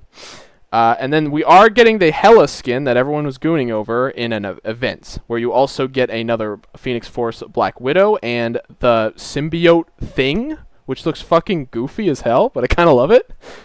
He's got a big, it's kind of hard to see. He's got a big goofy tongue and a big blue 4 on his chest. He looks goofy as hell, but I kind of love it. It's like this, the symbiote shit takes me back to the Marvel Legends stuff that was coming out. You remember when they were just dropping all the symbiote shit all the time? That's what this takes me back to. It's almost nostalgic at this point for me. August 15th, we're getting a new Cloak and Dagger skin, which I love Cloak and Dagger, so yes, please. Bucky's got a scary Plague Doctor skin, which looks fucking wild. New August 22nd, new map and new game mode. Very cool. Then they're doing another event that has a Venom. This is the weirdest fucking skin ever. It's Venom with a bunch of Phoenix Force shit on him, and then Eddie's face is popping out of it. It's really fucked up. You're gonna see Eddie's big fat mug running around in game. It's gonna look so goofy. I can't wait. And then I think that's a Doctor Strange. Is there a photo of that? There's a photo. No, just the one I sent. That's it. Eddie's face. You can barely see it. It's like it's really hard to see, but it's the middle. It's in the August 22nd. It's the middle image. That middle character is Venom with Eddie's face hanging out. Yeah. Weird. It's very strange. And then also there's a Doctor Strange skin, who I had no idea that was even Doctor Strange because it looks like some old generic man. I don't know what the point of that skin is. And then there's a scary Iron Man skin with like gross roots growing all over him. That's freaking great. It's called the Extrembiote's armor, which is so stupid. But I kind of love it. Wait, what's called that? The Iron Man armor. It's called the Extrembiote. Dude, that's the dumbest fucking shit ever. It's dumb, but it's so fun. It's so stupid. I love it. Why didn't they just make the Iron Man armor, the Iron Man armor, what is it, the Iron Man where he's got like the silver on him and it's like a symbiote? Oh, I don't know. They want to do their own weird thing. It's fair. They do. Which I love. Then they did the Scarlet Witch Chaos Phoenix, which is just this one's cooler than the actual Phoenix costume that they showed off. So I'm much more interested in this one than the other one. And then probably one of my favorite skins that they're dropping is like a Wasteland Penny with like scrap armor and shit. It actually looks sick as fuck. And I really like I hope they do lean into like that Junker Wasteland aesthetic for a lot of characters, because that's really cool. I hope we see more skins like that, because that's sick as hell. And then Season 4 drops on September 12th, so we'll probably figure out more about the new characters and stuff like that when we get closer to that. So it was a very interesting time. They're also doing a lot of like balance changes to make the game less toxic. They're adding features to like fix voice chat so that like bans are more fair and accurate and stuff. So they really are improving the game in a lot of ways, which makes me very happy.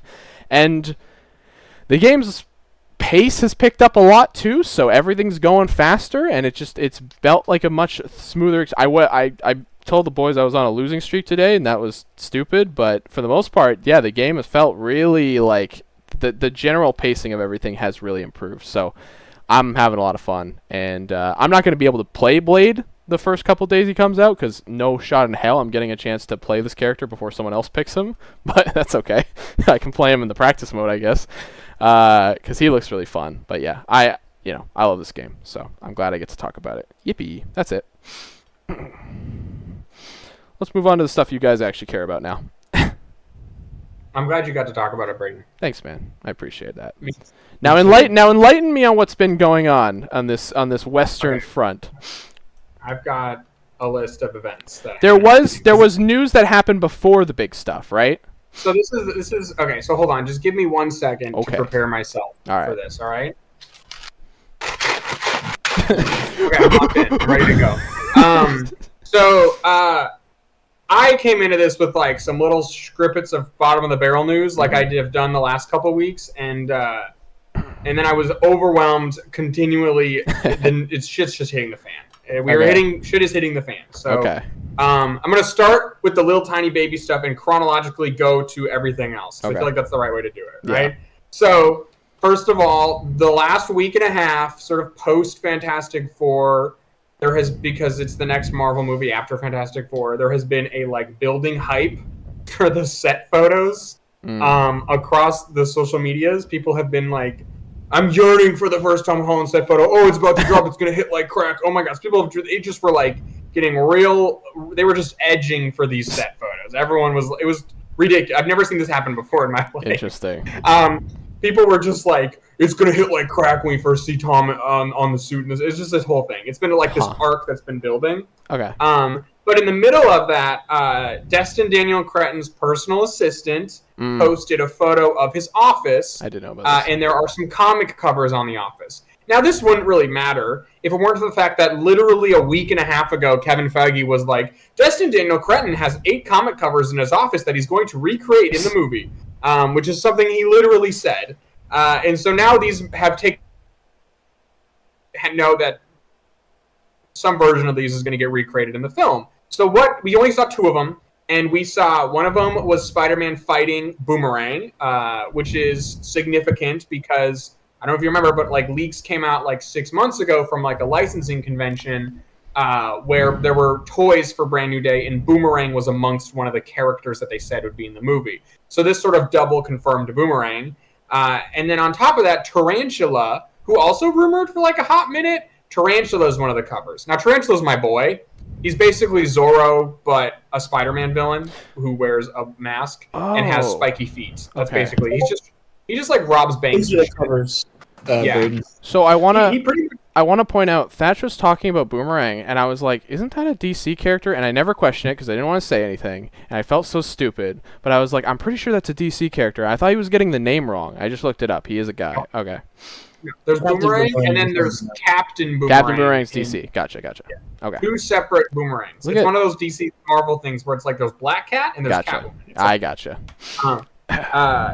But yeah, so I think Boomerang is all but confirmed, and I really hope Tarantula is in the movie. That's now, great. It's worth noting, neither of these dudes is going to be the main villain because no.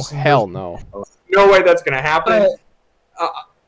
A lot of people speculating that maybe we'll get like a montage like a la Fantastic Four where we see him taking out some of these C-listers. Yeah. So that news alone had me like jazzed because I love those 2 assholes, yes. Boomerang in particular. I've loved Tarantula since I was a kid. He's just the perfect street level D-list Spider-Man villain. But then some other news came out. So people keep edging, getting really excited. People started to figure out like they shut down 60 streets in Glasgow to shoot this action sequence that they're shooting. So, you know, Glasgow is like under lockdown for Spider-Man, and they're like the agents, the comic book leaker agents have already infiltrated and know where the set is and have been on like watch for it, scary. Right? So people are really about to bust. We learn the specifics of the action scene that they're about to shoot, which is Punisher and Spider-Man fighting over a Department of Damage Control caravan. We know that is what the sequence is going to be. And that, I don't know how that leaked, but it did. And so that leaks, and then it's the night before, and everyone's gooning and freaking out because they're setting up, they're putting New York street signs up, they're putting up taxis and stuff. There's a wanted poster on the wall that everyone like zoom in enhanced on. This is how crazy everyone's getting. This wanted poster, and they're like, is that? It's like a guy with glasses, and it's like half ripped, and it's like, is that Hulk? Is that Who is it with Glass? Who do we know with Glass? Is it the Tinkerer? And then it came out that that's just an actual insurance, like dude who runs an insurance company in Glasgow, and a protester put that sign up to bring attention to the fact that he's an asshole, like kind of like a Luigi Mangione situation going on. And so that is not in the movie. That's just an actual like protester sign against some Glasgowian insurance guy. Jesus. And now that dude's face is immortalized in Spider-Man history. So this is how crazy people are getting. Everyone's losing their shit, right? They're acting goofy. And then I wake up at 5 a.m. because I'm like stressed out, and I'm used to waking up at 6, and I wake up at 5 and I look at my phone, and there is an armored car that they brought onto the set, which supposedly has an Inner Demons logo on it. It's a little demon head with the horns and stuff. Now I'm not gonna like place all my bets that is definitely Inner Demons because on like military vehicles they'll do like pop art, or they'll do like, you know what I mean, stuff like that. You know, it could just be that, or like the logo of the company that made it. But it looks a hell of a lot like an Inner Demons mask, right? So everyone immediately at 5 a.m. this morning was like, Mr. Negative confirmed, okay. Right? Everyone's Mr. freaking out. Mr. Negative's Inner Demons, gotcha. Yes, exactly. Those are his goons. Gotcha. And then while everyone's like waiting for the first set photo, because again, the rumor was they're shooting today. First of all, Leigh doesn't know what he's talking about. They're shooting this weekend. I don't know what he's talking about shooting on the 15th. They're literally in Glasgow right now. He's out of his damn. Leigh thinks they're shooting on the 15th. They're shooting this weekend, bro. Maybe they're shooting something on the 15th. Maybe, but it's different. I don't know. Well, they're shooting the whole movie, so I'm guessing they're just shooting the rest, like other scenes in the movie. Why would they shut down 60 streets and not be filming? Yeah. Yeah. They're starting a war in there. This is horrifying, by the way. Jesus Christ. Yes, so shit's going crazy. So we found out they're rehearsing today. They're shooting Saturday night, Sunday is where they're actually shooting the action scene. Anyway, everyone's freaking out. Everyone's like, give me the photo of the costume. It's like going crazy. And Sony Pictures comes out and gets ahead of it, right? I don't know if someone at Sony caught up on the hype and were like, holy shit, people are gooning for the leaked set photos. We should maybe jump on that and build off of this like hype. Sony drops a teaser for the movie, and it is 9 seconds of like Spider-Man's traps in his like abdomen. Yes. That's all it is. They play part of the score from No Way Home. They play the part of the score in it, the Giacchino score. And I think I'm going to circle back and we'll talk about like the details on the costume and what it's probably going to look like in the movie last, because that's the most exciting part about this, you know? What I will say is in 3 hours it had 6 million views. Like for a 9-second teaser of the costume. Like, it was trending on Twitter. I mean, it's like if the Doomsday Chair thing was 9 seconds long. Like, that's how insane this was. People went ape shit. They lost their minds at the breadcrumbs of the costume. People, like, it's crazy. The people yearn. The people yearn for Spider-Man. They have been yearning. And it's a new Spider-Man suit is a huge fucking deal, too. It is, yes. Well, and I should say, I know on surface it's like, well, it's just another Tom Holland Spider-Man suit. Because it's been 5 years and it's a new director and a new era, the feeling around this suit is more like it's as if we're getting a new iteration of Spider-Man, and this is the first time we're seeing the costume. Yeah. Like, this is comparable. First time we saw the Andrew Garfield costume. First time we saw Tom's costume in Civil War. Like, this is closer to that level of hype. That's how people are treating this. Like, it's a brand new iteration with a brand new costume. And we'll say the details on the costume support that, but we'll talk about that in a bit. Quick aside, I will mention this. What's that?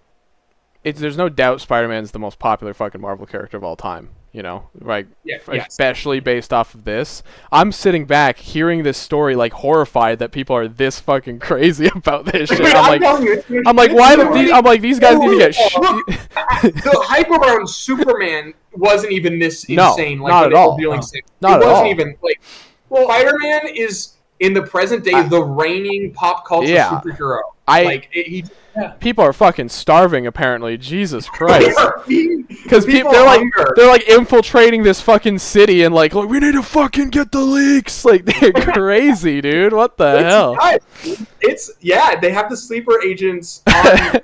They've got sleeper agents. The crew actually had to tell them, guys, you're not going to see the suit today. That's going to be Saturday or Sunday. Please leave us alone. Crazy. Literally, the crew talked to the leakers and were like, that's one-to-one. Funny. We're not shooting the movie today. We're rehearsing. If you want to see that, it's Sunday night and Sunday. Like, literally, that's how fucking insane it is. I guess leaks aren't illegal because they clearly don't give a fuck about this. Well, I mean, if you're Sony and like people are fucking bursting at fucking 3 micropixels of Spider-Man, you might as well capitalize. They're like, all right, sure, take as many pictures as you want. Fucking hell, we gotta advertise the movie somehow. It doesn't end. Where's his there. cock? Yeah, it doesn't end there. Hollywood Reporter came out and dropped an article that simultaneously officially confirmed the Hulk. He's finally 100% locked in. But more important to Spider-Man fans, it confirmed the Scorpion, Michael Mando, is returning. Are you shitting? Is that real? Yes. That's yes, 100% real. Dude, yes. Hell yeah. So Scorpion 9? It's been 9 years since we saw him. Fucking shit. Holy God. This has been an insane. This is like a borderline leader level. I'll tell you that the fact that we're going to get Mr. Negative, Scorpion, Tarantula, Boomerang. Well, Mr. Negative. Yeah. Mr. Negative, maybe. Yeah. Well, I hope. It would just be. Would fit fucking perfect. Maybe Kingpin, but maybe not because of the weird fucking things with him. I think I have a feeling that if we're getting Mr. Negative, it will be a later reveal in the movie. I don't know if it will be an early reveal. I think, especially with how they describe something that they mentioned in the Hollywood Reporter article. Yes, so that the Hollywood Reporter also said, well, plot details are under wraps. it's vague if this is speculation or not. They were kind of weird about it. They were like, one can assume that Spider-Man, Punisher, and Hulk will duke it out before realizing who the real bad guy really is. But again, that could be speculation. Right. That could be, we don't know. It's framed really crazy. God damn. And everyone's posting a ton of memes of like, you know, the Willem Dafoe like looking up at the sky when it's raining. They're like, Punisher fighting Hulk. It's like, he's fucked. Punisher watching Hulk throw Spider-Man through 6 buildings before pulling out a clock. Editor, you know what to put the clip of the Punisher freaking out. No. Wait. Wait. You know what to do. Wait. No. Sees Hulk in front of the trips. So yeah, Aiden, I'm glad you said that though. Those are the villains that it's looking like are going to be at least part of the movie. Dude, Scorpion. If you told us like a year, that would be basically the lineup of villains, because we're like for a long time like, what the fuck? Like, we heard it was gonna be Null, and then now we're hearing these. Yeah, remember that shit? Null's not in this movie. When Null shows up. I will say, my friends, we cannot ignore that at the same event that like hinted at Boomerang and Mr. Negative, and Boomerang is now pretty much confirmed. There was also Tombstone, you know. Yeah, so I want to say what I envision, particularly with Punisher in this, is that when it comes to the way they're going to balance these villains, I imagine we're going to have Tombstone's gang, Mr. Negative's gang, and then maybe a third gang. Maybe Scorpion has a gang in it. That would make a lot of sense because he does in the show and everything. And he's a gang leader in the comics sometimes. So I imagine we're dealing with if the way that all these villains coexist is there's some sort of gang war happening in the absence of Kingpin, and then that's why Punisher's involved, is because that's his whole thing, is he murders gang leaders. So a couple of these guys might die. Like Punisher might kill Scorpion, or he might kill Tombstone. You wait all this time for Scorpion, and he just gets shot in the head. A fight between Punisher and Tombstone would be fucking awesome. I would love to see that. So, but people are saying that Scorpion might be what the Department of Damage Control is transporting, and that Punisher wants to kill Scorpion, and Spider-Man wants to stop Punisher from killing him. Dude, it's a rumor. It could also be Mark Ruffalo in there. He could maybe, you know what I mean? I mean, we don't know. If they recreate something like this in the movie, blows up, fucking shoots Hulk and like blows him up. Yeah. Dude. Also, this is from a gang war arc in the comics. Yeah. So I think if I'm gonna guess at the plot, I think we have, and again, oddly enough, the Hulk leads me to think Mr. Negative is in the movie, just because everyone's proposed this notion that Hulk is currently perfectly balanced, which is why there's no Rage Hulk, and that Mr. Negative could unbalance that and revert him back to Rage Hulk. That's cool. Hulk will and also, why would Spider-Man fight Smart Hulk? Like, that just doesn't make any logical sense. You know what I mean? Don't do this. I love you. Don't stop, Spider-Man. Dad. So I feel like Hulk's role in this is he is going to be a loose cannon that whoever the bad guy is unleashes Rage Hulk, and then Spider-Man needs to stop him from like smashing like the town or smashing whatever, Spider-Man's he's basically a muscle that is like it's like you let a rabid animal out of a cage and Spider-Man's got to deal with it. That's kind of what I imagine. I still don't know how Punisher doesn't get fucking curb stomped by the Hulk. I don't know how that's not gonna happen. He's got his turret, dude. He lays his turret, deploys his turret. But yeah, so we're locked in. I think we will see the full suit by the end of the weekend. I would be shocked if we didn't. And Aiden will shoot piss into the sky. We may also see a new Punisher suit by the end of the weekend as well. But he is currently shooting his special literally right now. So I don't know. They'd have to like fly. It's going to be a couple weeks, I think. That's the August 15th that Leia was talking about. Yeah, that's when Punisher comes in. Leia probably saw fucking Cosmic Book News on Instagram say that or something. At least I didn't say it. But yeah, so that's all great. But now I really want to bring the conversation back to the suit itself, and like me and Aiden can be super dorks, and let's glean what we can get from the little bits and parts of the suit we can see. Because everyone's been wondering, like, is it the same suit as at the end of No Way Home? Blah, I don't blah, think blah, it is. What is it? Well, here's the thing, is that the suit at the end of No Way Home is just a classic blue and red Spider-Man suit, right? Yeah. So no matter what they do, it's going to have similarities with it, obviously. You know what I mean? It's like the basic Spider-Man suit. You know what I mean? Like, you could have the TASM 2 suit, and you could argue that that's a new version of that suit because it's literally just the comic book suit. You know, it's a blue and red classic Spider-Man. It's got that suit. shiny blue. It's got that gotta have that shiny blue though. So here's what we can glean. First of all, the most notable thing, it has raised web lines, which is a first for Tom Holland Spider-Man. He has never had raised web lines. He's never had raised web lines. I don't mean you. I'm not a huge fan of raised web lines. I'm sorry. That's a personal thing. Sorry. Well, here's the thing. They're not chrome silver, and they're also like raised like this much. It's not too bad. Like the ones in Toby's are raised like this much, and they're chrome silver.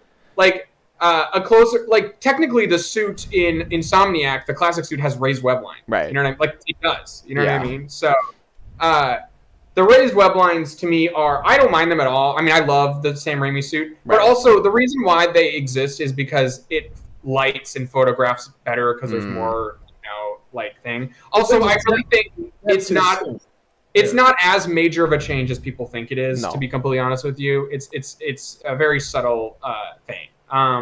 It'll just. I think generally what the raised web lines is giving is that it's probably going to be more of a practical suit because Tom's web lines were like this weird basketball texture and they just didn't photograph right, so that's why they CG'd it all the time. I think raised web lines lend themselves better to a practical suit that isn't CGI'd over all the time. You know, it just lends itself to that. It's the same reason why Batman doesn't have white eyes in the movies. It's like that's the decision they made when they made the first Batman movie, and it's just. I don't actually hate raised webs. I'm okay with them. Also, it's hard to we can't see the full costume. Right. Like, it's also really close up. It also has the hexagonal brick texture that both Toby and Andrew's suits have, which I love that texturing on both of those. I mean, I don't like the TASM suit very much, but I do like I do like the texture on it. And it's not I think clearly it's not a techie, advanced mechanical suit of any kind. Like this is a fabric traditional Spider-Man costume that we're looking at here. There's no, like MCU lines. There's no, techie details or anything. It's literally just fabric with the printed hexagons on it, and then the web lines over it. It's a very traditional Spider-Man costume. And then the last thing we can glean is it looks like they're maintaining. People are going to eat my ass, or they're going to kill me when I say this, but just hear me out. It looks like they're maintaining some version of the logo from the final swingsuit, right? It's probably not going to be the exact same, but the detailing generally, from what we can see from the logo, resembles that logo a lot. What I would say is if you look at Spider-Man 1, the logo in Raimi's Spider-Man 1, and you look at the logo in Spider-Man 2, there's a difference. They changed it, but it's generally the same style. I feel like that's what we're getting. It's going to generally be the same idea, but they might tweak some of the proportions on it or something. But it looks to be, it's not an all-new Spider logo. It's not a completely new thing. It looks to be a tweaked version of the one from the final swingsuit. And again, the final swingsuit is the most bare, basic Spider-Man costume ever, right? So it's, I think, again, we'll see what the lenses look like. We'll see what the blue looks like. But that suit didn't physically exist. They never had a physical suit. So there was never going to be a world where the suit in this movie was identical to the one from that movie. Because the one from that movie doesn't exist. It is literally a last-minute texture that they CGI'd over a naked body at the end of the movie. That suit... And again, the purpose of that suit, right? Let's just think narratively for a second, right? Everyone go back to that moment. What's the point of him getting that suit at the end of that movie? It's to show that Tom's going to have a classic Spider-Man costume, a classic, normal, back-to-basic Spider-Man costume, right? That's what this is. So, spiritually, it's the same thing. You know what I mean? The whole point of that was he no longer has Stark Tech. It's no longer going to be techie. It's going to look like a classic red and blue Spider-Man costume. This suit is a normal, seemingly red and blue Spider-Man suit. We haven't seen the blue in detail yet, but there's hints at it in the video, and it's made out of fabric. It's not techie. You know what I mean? I think people are losing their minds about these micro differences, but I'm just saying the point of that suit is that Tom is in a classic Spider-Man costume, and this is a classic Spider-Man costume. Right. You know what I mean? So that's the point, right? And I think the point, and again, when we see it finally, it's just, I think it's going to look like a fancier, practical, better version of that outfit. Like, that's generally what it's going to be. But again, I would argue every live-action Spider-Man costume kind of looks like that. You know what I mean? Because it's just the most generic suit ever. Anyway, so that's the whole point. And again, we haven't seen the whole thing. They could change the lenses completely. We could get completely different lenses on it, like a different shape. That would be a massive change, right? And at that point, it's really going to look like a different outfit. Like, that will make it look totally different. But it could just be the same Tom lenses, you know, on this outfit that, like, express and stuff. In which case, it's going to look a lot like the final swimsuit, you know. It's tweaked, but of course it's tweaked. That suit was, like, last minute, you know what I mean? Like, I think everyone needs to chill out a little bit about that. And I've heard people both ways be like, yes, I hated that suit. I'm so glad it looks like this. I've heard people like, fuck, they ruined it. I'm like, guys, step back.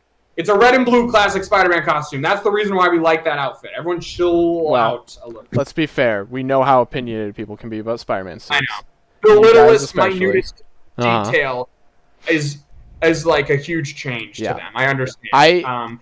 But what I'm saying is we're not getting a massive change from, like, we're not doing the jump from, like, TASM 1 to TASM 2, where it's like a completely different thing. No, we're not doing that. You know what I mean? That's my point. Any stake in this whatsoever, because it's too early to form an opinion about this for me personally. Like, it's not. There's not enough to work with for me to be like, this fucking sucks.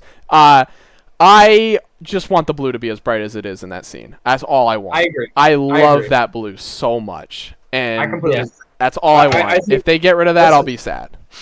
That's one of the best ways to make that suit differentiate from while maintaining these other details. Because I mean, the suit they showed here looks a lot like the TASM 2 and the Sam Raimi suit. Like, it's very, very evocative of that type of Spider-Man suit. You know, I would be worried. I agree with Aiden. You know, and with you, a bright, shiny silver would really help it look different, because both of those suits have dark blue. Not silver. I meant blue. Yeah. A bright, shiny blue would help it look different, because both those suits have this really dark blue color. I mean, honestly, sometimes Spider-Man 2, it looks black. You know, like, it's really dark. It's very dark. It's too dark. I don't want this blue. This looks better on camera than it does but this is too dark. I prefer light blue. I am. Look, to me, what I wanted most out of this outfit was I wanted it to be a classic looking Spider-Man costume. Like, for example, I know everyone loves the black and red Far From Home suit, but I don't freak with it like everyone else does. Like, it's too much of a departure for me. Interesting. That's a drastic departure. I thought you loved that one. Way different. It doesn't have the gloves. You know what I mean? Like, it's got the black. It's just a very different look for a Spider-Man costume, right? And so what I really want, and we had that in Far From Home. We had it in No Way Home. So what I really just wanted was a blue classic Spider-Man outfit, you know. And so I also didn't want a tech-based one either. Like, I truly wanted like a more, because narratively that's what makes sense. That's logically. That would help reinforce the whole point, which is that he's alone now, right? And he can only do that. Yeah. So that's what I wanted. Also, if they're going to do the black suit, I feel like the contrast is better with a blue and red classic costume. Yeah. If you go from the advanced Far From Home suit to a black symbiote suit, it's not that big of a change. You know, it's not that big of an adjustment. So I really want it to be like night and day. So anyway, to me, I'm happy. I don't have much stake in raised or not raised web lines. I honestly do not care that much about that. That's just my opinion. I just want to be able to see the web lines. Yeah. You know, like, that's my biggest thing. They also look black in this. They don't look silver or gunmetal. They look like straight up black, which is different. It's like a metallic black. Yeah. It's not. It's like a. It's a little shiny. It's like a leather. No, it's the same material. It's the same material as the logo, and the logo is this water symbol, Brayden. You can see where the light bounces off of it. Well, the light's bouncing off of it. Oh, yeah, you're right. It is leather. I thought it was metal. Okay. I'll take the L on that one. I'll take the L. Yeah. Yeah, so it's just black. Also, I mean, I just sent the photo. Like, if you look at how, like, they're raised, but they're, like, very barely raised, you know? That's perfect. That is, like... Like... Damn it, turn off that. Okay, yeah, I see it. It looked metal because of the way the light was bouncing off of it. But yeah, look, like this, like I hope you know that this is like a millimeter. Like that. No, it's not bad. It's not bad at all. It's not bad at all. Yeah. So I think it's just there to give it depth. Honestly, I like it. Oh, yeah. I'm warming up to it. Also, I want to see the blue. I want to see the blue. Like when you zoom out, I guarantee you're not even able to tell that the. I want that baby blue. I want that shiny baby blue. Also, you're right. On that on this guy, they're raised. On this figure, those are raised web lines. Yeah. You know. Yep. And it's fucking great. It's fucking great. I agree. Give us a metallic blue. Yeah. I want a bright metallic blue so bad. I worried that they would move away from that because of the tone of the movie. That's what I'm worried about. Right. So yeah. I agree, but I would be nervous that if it's a darker movie that they would move away from the metallic. But I think the metallic can look dark depending on the lighting. Yeah, 100%. But the lighting. And then I'm one of those guys that hyperfixates on the back symbol. I think the back symbol on the final swimsuit is fine, but I'm a big proponent of the fat, chunky one. You know, so you want the tip. That's a change that would make me very happy. That's one of the things I loved about the Homecoming suit was the big, fat, chunky, back logo. And that one is fine, but I want it to be. It's okay. It's bigger, but it's not that. I want it to be chunky. But it's a callback to Toby and Andrew.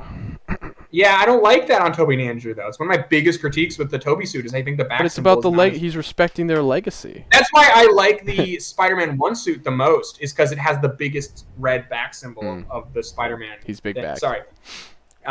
Anyway, sorry. So to me, this suit, everything I see about it makes me really happy. Again, my fear was that we were gonna I don't want like a techie, futuristic, or like a big departure. I didn't want.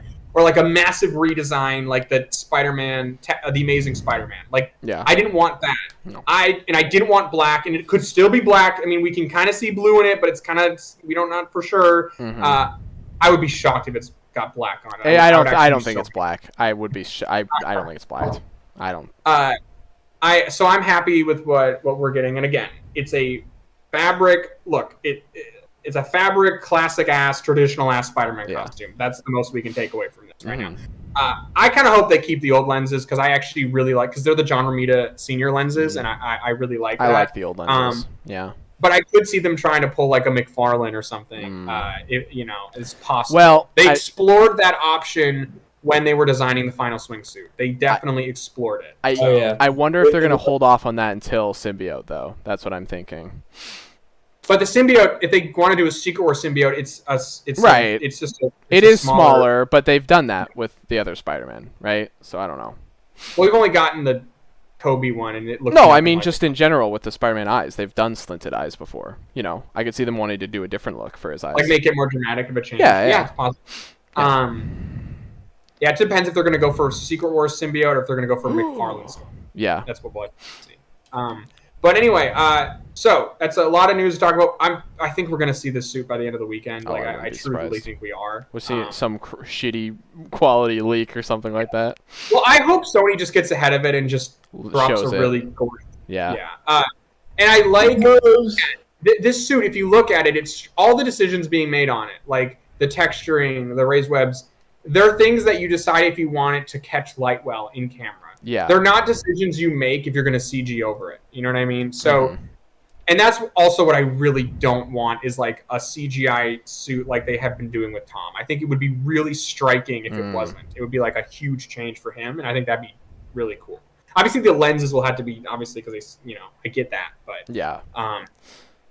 Anyway, sorry. That's the end of that. We're getting back to basic Spider-Man movie from the looks of it, just with a million insane characters in it. It's a bunch of Rivals skin stuff coming out. That's exciting. I'm not gonna lie. I think the Scorpion shit was the news that had me the most. Like, oh, he's finally here. God damn it. I don't know if he's going to be the main villain, Probably but not. I think he will be I think he'll get at least one solid action sequence. I think they owe us that after waiting as long as they have. I mean, I'm pretty goddamn happy with him. I know it's not the same guy, but I'm pretty happy with him in the show. So I was kind of like, I kind of was moved on for a bit, but they're bringing back the guy. He's another. What's nice about him is he's another Spider-Man villain we've never seen in a movie before. That's true, which is huge. I want more of that. Yeah. Give me more of that, please. After No Way Home, they blew their load on previous iterations of villains, right? We've seen Like, I don't need a new Doc Ock, honestly. I don't need a new Sandman. I don't think you need a new Doc Ock for a while. I think you're good. Bring me my Mr. Negatives. Bring me my Scorpions. You know. Give me Big Wheel. Come on, let's get. Come on, you fucking cowards. Get Big Wheel in this shit. You don't want to see Big Wheel? Come on. I'd see Big Wheel. Okay. I'd see Big Wheel. You'd see him, but you're not. Come on. I don't even be like the main villain, but I would do him No, I'm not saying he's the fucking main villain, but can you imagine him in the beginning of this movie just driving around? That would be awesome. Come on. They should just do like 50 Spider-Man villains and just have him go. You two would fucking die in the theater. You'd be able if I saw a Big Wheel, Aiden would scream into the light. Yeah, it's good shit, man. I'm so happy. I'm so happy for you guys, especially because you're such big Spider-Man nerds. So I really, dude, we've been waiting like nearly 5 years. I know it doesn't even feel that long, but you're right. It has been a long time. So I get it. I get why every single piece of news you're like, I need to talk about this. I get it, but I also feel like this was a good, substantial amount of stuff to finally talk about. Yes, this is a lot. This is big news. This is good news. It's true. But are you ready to move on? Oh, Jesus Christ. Sorry, just an update on the views on the 9-second Spider-Man trap teaser. It has 21.6 million views on Instagram. So I want to 15.4 million views on TikTok, 8 million views on Twitter, and 700K on Facebook, which is nuts. I want to point out. I do want to point out that on YouTube it's got like nothing. It's got like less than 1 million views. Well, it was posted to YouTube after it was posted. Gotcha. It was posted like 10 hours ago. It's crazy. Yes, yeah. Everywhere else though, like all the discussion websites, it's got like 20 million. Yeah, you said like 6 million views, and I went to YouTube. I'm like, huh? And I was talking about Twitter. Gotcha. Makes more sense. Yeah. Are you guys ready to move on? Yeah. All right. Fuck, we got to talk about Fantastic Four. Yeah. Fuck. Fantastic Four. Guys, I'm not. Well, I'll tell you this. You guys have kind of already talked about it a lot recently. So, yeah, it's not bad. You've covered a lot of ground. So, I wanted to because Thatch and I, we basically got to talk about a little bit the other night. Yeah. But I want to close on that conversation. So I don't know if we want to Thatch, I don't know how you feel, if we just want to give a big TLDR, because we didn't get to talk about Galactus, all that much. Can I? Can we just let's just do a TLDR real quick about Yeah. And then I want. What do you want to say? I was just gonna say. Obviously, we didn't see the movie. That's why we're talking about it a week late. These guys saw the movie. Aiden saw it Friday. I think you guys saw it on Saturday, something like that. I saw it Saturday. That's why I had to leave early. I saw. Aiden got off the call. I was playing Rivals. I was like, "What'd you think of the movie, man? What'd you think? What'd you think of this?" He's just running through, and he was like, "Dude, it's so fucking cool." You're just nerding out. It was a great experience, dude. So yeah, fantastic. Go ahead. You guys go take the wheel.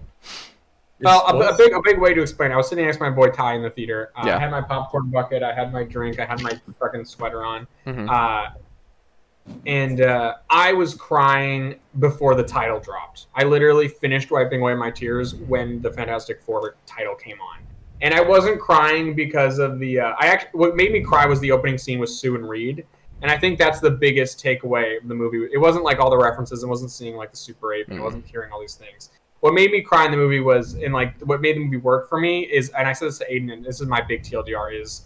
I knew by the time I was seeing it, I had, and all the reactions and what you guys were saying, so me and Ty were the last two to see it. I knew I was going to get a comics accurate, true, faithful Fantastic Four movie. I knew that, right? But I was nervous it was going to be a hollow movie. I was nervous that it was going to be a checklist, right? And that it wasn't going to actually have emotional investment in the characters and their relationships. And what struck me immediately was just how seriously the writers and the actors were taking the characters and the relationships, and how much they genuinely wanted to make you buy into and have an emotional attachment to the family dynamic and to the relationships. And that is what made me love the movie. None of the fan servicey stuff, none of the Galactus comic accuracy, or none of the, Firestorm in the sky, in the Coming of Galactus arc, none of the references. would have worked for me or hit as hard if I wasn't emotionally invested in the characters and their relationships. And because that worked, everything else worked for me. So that's my biggest like. Well, that's always got to be the starting point for any adaptations, is that they have to have that heart, that character that's going to drive of, yes, seeing, oh my God, Galactus is on screen. He looks like Galactus. Does he sound like Galactus? Yes. But does he embody the character? And like every word he uttered was absolutely in character motivation was of the character. And that's basically what you can sum up about this movie.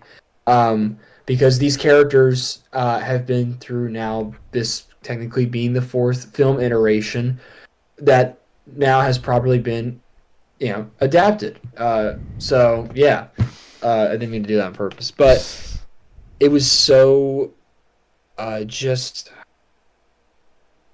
oh my God. I don't know. It was, I think you know what you're going to say. What was it? Say the line. Say the line, Bart. Well, we're waiting.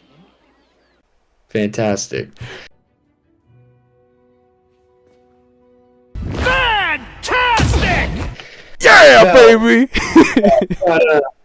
It was. Say that again. It was so fulfilling to see that. And yeah, I agree with Thatch, because it felt like a completely different movie almost when you watch that opening scene. Just the tone and the vibe. It caught me off guard. It catches you off guard. I don't think anyone expected it. No, I didn't. Because you think it's immediately going to go to montage, and it's them on the show, and then like, hey, 4 years of Fantastic Four. Yeah. But it's like, oh my God, you're like hit with that, and you're like, oh, I'm going to be a bit more emotionally attached throughout the movie. You give a fuck about these guys. The thing I love about it too is that is carried. It doesn't lose it throughout the movie. It doesn't get distracted by other things that's going on because there's so much that's happening. It carries that throughout and strongly towards the end. And I love that. That's a through line that a Fantastic Four movie should have, and it's built the basis on. That was definitely one of the best aspects, and something that I think in the back of our minds we know that they had to get down, but we're like, once you see on the screen, like, oh yes, I was looking for that. So, yeah. Oh, yeah. That's a huge part of it. Yeah, it's oh man, it was such a special experience. It feels really cool to see comic book movies giving a fuck. You know what I mean? Like, they really care, and like you can tell the people working on them respect the source. I always hear these stories about how back in the day in the X-Men movies you weren't allowed to like read comics or anything like that. Like, that's crazy to me that was ever a thing. You're adapting a comic book. The logic was, I assume, the comics are fucking stupid. They're popular, but who gives a fuck?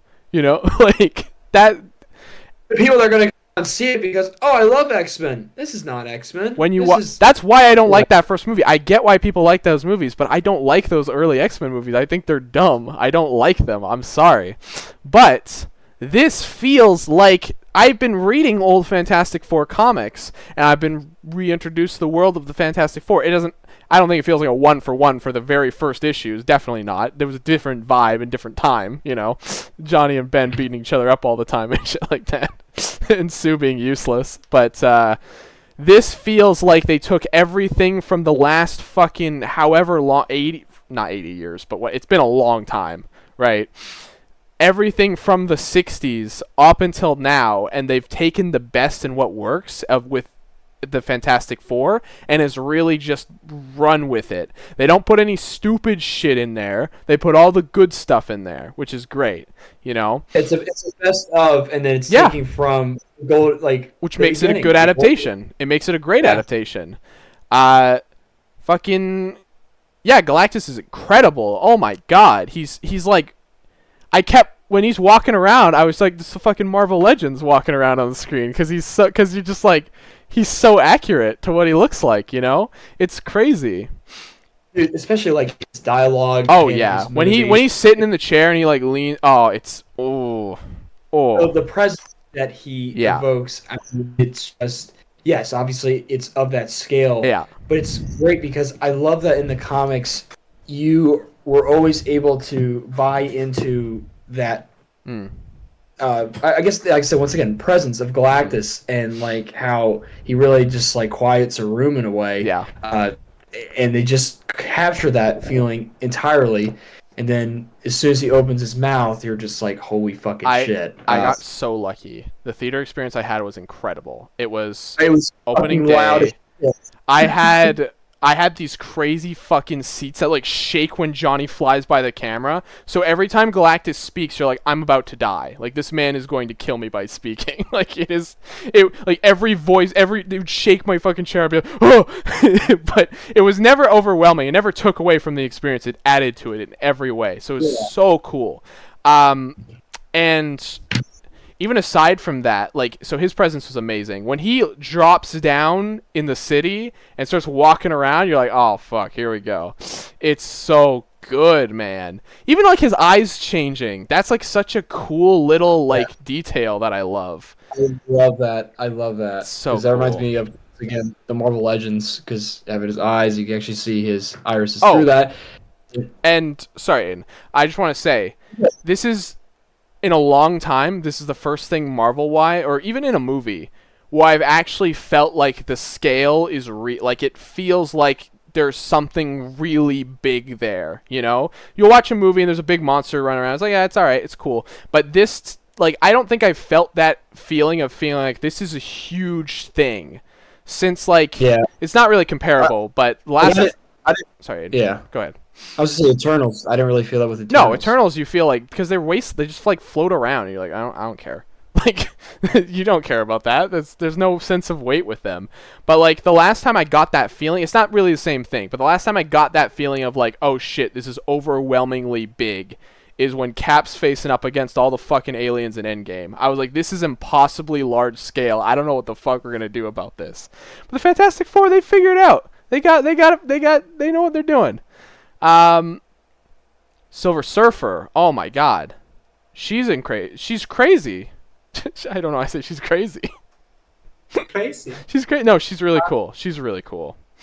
So what's interesting about Silver Surfer, I was talking to Aiden about this, was it basically took like the textbook Norrin Rad story and gave it to Shia LaBeouf. Like, but it's a super true to the spirit of Norrin Rad. Norrin Rad is a profoundly lonely character. He's lonely in the cosmos. And that's kind of his whole thing. And he's burdened with like this sort of bigger knowledge of the universe. And so he's kind of very distant. And so I love the shot of her looking at the moon. Like, it just sells everything about the Silver Surfer and what the surfer should be in that moment. And it was awesome. Giving her eyes, very good decision. Very, very good. I completely agree. Yeah. I don't think it would have worked as well if she didn't have eyes. I think that. But I am glad that they had Galactus's eyes turn on and off with the flash of like. Yeah, that's what Brady was saying. I really. It looks really because cool. it shows that he's like recharging in a sense. I like that. There's like you see his like real eyes. Like the purple ones are obviously his real eyes. I love that. So cool. So cool. I just think they alluded more to Galactus's backstory than I'd ever would have imagined from this movie. So I was over the moon about that because that felt like literal dialogue from the comics of like just, and obviously for Galactus's objective, I was telling Thatch if they just really complimented about what the whole movie's about with the family, you know. I love that. So and there's talks about the power cosmic and shit. Hell yeah.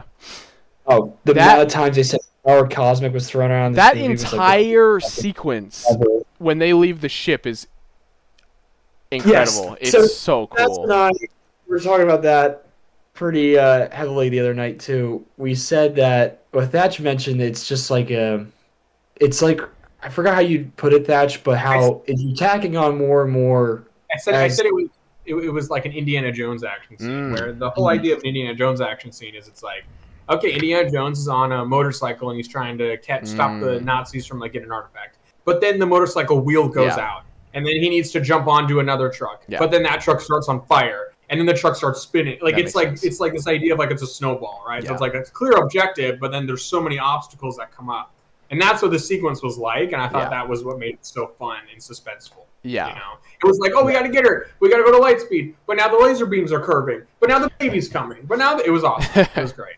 Yeah, that's what made It's not a fight. It's they're running for dear life. They're like, there's nothing we can do about this. We need to get the fuck out of here.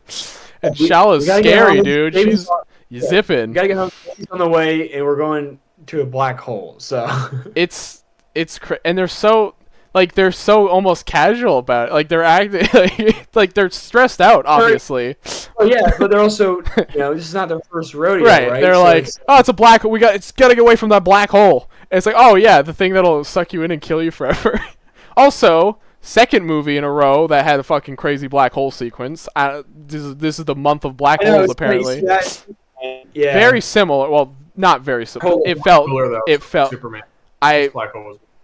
I love that Superman sequence. No, I'm talking about the black hole itself. Like I guess it looks more like what people think a black hole looks like, or what it scientifically looks like. Yeah, so say scientifically. The only picture of a fucking black hole is blurry and orange, so I don't know. I thought Superman at first when I saw the market, I'm like, that just looks like a portal, but it is a portal. It's a big portal. Obviously, we kind of skirt around the actual family themselves. They're all great. Obviously they're all good. I think Sue's my personal highlight, which she's a very good character. I know Reed and Johnny. Johnny may have been my favorite. Everyone has different favorites, I've noticed, which is cool. Yeah. That's really cool. I know Thatch resonated a lot with Reed. Yeah, Reed was by far I thought about Reed so much, dude. I love Reed's portrayal in this movie. As someone who has like chronic anxiety, and he's like always doomsday prepping to stop any worst case scenario from happening, which is literally like how I live my life. So it was super relatable. And I love, he says, what does he say? He says like, I have to think about these worst case scenarios because then you guys don't have them, and I thought that was like, oh, and then he says the baby he tells Franklin, he's like, there's something broken in me and I don't want it to be in you. It's so good. He's just such a great, very nuanced character, and Pedro is so good in the role. Everyone's always worried about him, but he's always good. Yeah, it's almost like he's a good actor. Yeah, it's almost like people forget that every single time they see him. He's like, he's in fucking everything. Maybe because he's good, Yes. He's just good. He was great. I loved him. I even loved the little stretching we got with him. I thought it was used quite well. Yeah. I mean, we didn't get like crazy like. No, he doesn't turn himself into a hammer or anything, No, but I'm sure like in later movies and in Avengers and shit. Oh, I bet. So. Yeah. And the stretching looked good. It looked quite good. I like it when he gets stretched out. I thought about why it looks good, and I think it's because in the other movies, when he stretches back, he kind of just like slowly stretches back and then stretches. In this movie, they really treat it like elastic. So when he stretches and it like zips back, it's like really springy, and it like feels like it feels like when he stretches, he's like exerting himself. So there's like a tension that he's pushing, and then when he releases that tension, it zips back. And I think that like physicality makes it feel better than the other movies where it's just like it like extends. He's like Luffy. He goes, Yes. Love that. Yes. He's bouncing around. He's stretching around. It's so cool. I love him. Johnny's plot's really cool. I like it. He's not like a dumb himbo, like everyone wanted him to be for some reason. Well, I think the himbo. I just don't think he's a douchebag. No, he's not a. You're right. He's not a douchebag. Chris Evans is a douchebag. Which that was what they wanted for him. Early 2000s makes sense, but I don't. Yeah, it's rough. And then Ben's pretty great. I can't really complain too much about Ben. I just wish he had almost a little bit more. Because he's. Well, I think we'll get that eventually, but I'm glad that the three other members got the most attention because Ben in previous iterations, especially like Fox films, I think he's got attention. So that's why like Johnny was made out to be more of a highlight than I could have. Sue, ever I bet imagined. too, because she seemed very, very generic. Sue is like a movie, and she, oh my god, I love her in this movie. Yeah, she's good. Fucking perfect. I was just amazed. It helps that she's almost like the most human. You know what I mean? Like not human isn't the word I would use, but the most like sympathetic. Like she's almost like the most like she understands everyone's issues, and she as Thatch always said, she's like the familial like leader of the team. Yeah, just like bringing this presence of just a strong leader. And especially just being the only woman on the team, and just like I love her how fucking good. soloing Galactus kicked ass. Oh my god! That was Sorry, she didn't solo Galactus. I guess Surfer technically did, but still, she almost did. I've talked a lot of pushing. So I've talked about this a lot with Aiden, and I think you a little bit. To me, her pushing Galactus was pretty clearly. First of all, she was always the most powerful member in the comics. She's the most powerful member. It's like she could literally end anyone's life in a second if she wanted to by just opening a portal in their brain, or a sphere in their brain. But I see that sequence as like they always tell you that when a mother's baby is stuck under a car, they get adrenaline and then they like lift the car. You know, to me, that scene was the superhero version of that. That was like her motherly adrenaline kicked in, and that's why she was able to do these feats. Also, it killed her. Yeah, she literally died from it. So it was overpowered, but that was kind of the end of her. So being like Galactus, just sends him to hell, and then he's like, "Fuck you, I'm coming back." Then Surfer shows up out of nowhere and then just ends him. So there you go. Yep. Sends him to 616, probably. Probably. Where else is he going? We'll see. I guess, or maybe he's in this universe. Then when the universes merge, he'll just like. It's vague. He's coming back either way. It's. I'm glad. That's the other thing. People are so stupid. I was just telling Brain about this. They're like, Galactus is supposed to be an Avengers level villain, and it's like, dude. Galactus's first appearance is this storyline. Yep. This is literally a comics accurate. People don't get it. People don't. They and it's like that's how they should do. And then it's like and then he appeared in like other comics and in crossovers and stuff after he was the villain. Almost like Loki appeared in a Thor movie first and then appeared in an Avengers movie. Would it have worked if Loki appeared in the Avengers movie first because he's an Avengers level threat? Like, no, that would have been stupid. You know what I mean? Like, people are so dumb. I don't know what's wrong. People are just chasing hype moments and aura and like epicness. Yeah. That's all they think about, Yeah. Like it's people's brains are so confused because it's like fucking Doom is a Fantastic Four villain. So if he showed up in this movie, it would have been fine, but also people they expect him to be the big. That's part of the problem with Avengers Doom. That is an issue because everyone's built him up as. Don't get me wrong, Doom's obviously an Avengers like big deal threat, but so is Galactus. They can be introduced in the same thing, It's interesting. Yeah, I am glad that they did Galactus instead of Doom. I'm very happy. I mean, I think perfect scenario they did Doom in like the sequel. Yeah. You know what I mean? But I think starting with Galactus was a really great move. Also because 4 out of the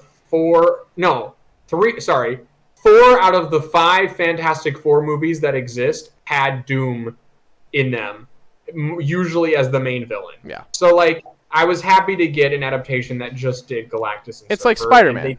You gotta switch it up a little bit. You put fucking Doc Ock and Venom and everything, bro. You can't do that shit. You also had to go back and. Well, I meant Homecoming. When they did Vulture. Oh yeah. They switched it up. Right. Yes.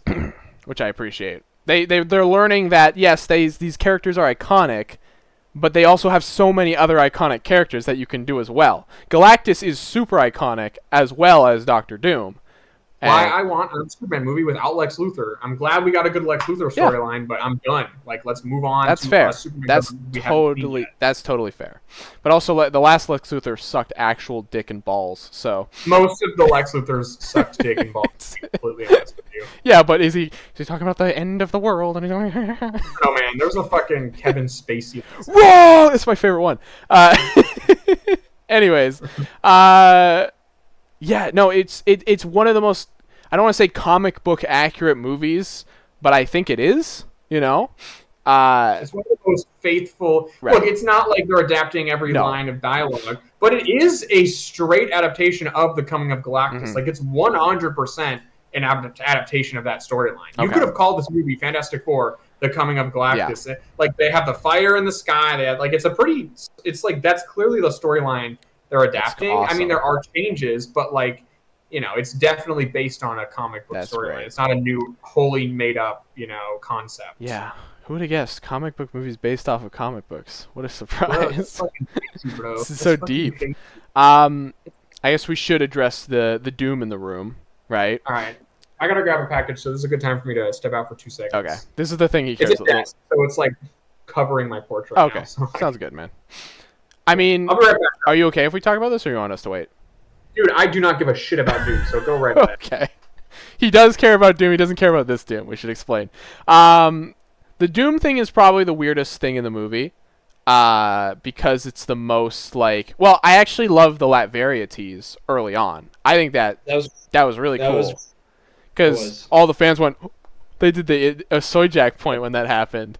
I also want to point out, my theater fucking lost it when this post-credit scene happened. Yeah. Oh my god, people screamed. And we're like, yeah! It was like an Avengers fucking Endgame moment. People were like, oh my god, it's Doom! Even Cam turned to me and went, it's Doom! Dr. Doom! I'm like, you don't even know who the fuck that is. How? Like, I barely know who Doom is.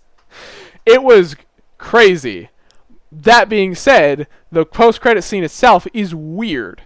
And there's some weirdness going on there. There's some strangeness. For example, they've straight up said that is Robert Downey Jr., which is weird.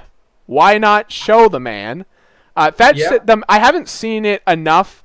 That said the mask looked cheap. Aiden said it looks like a comic book mask.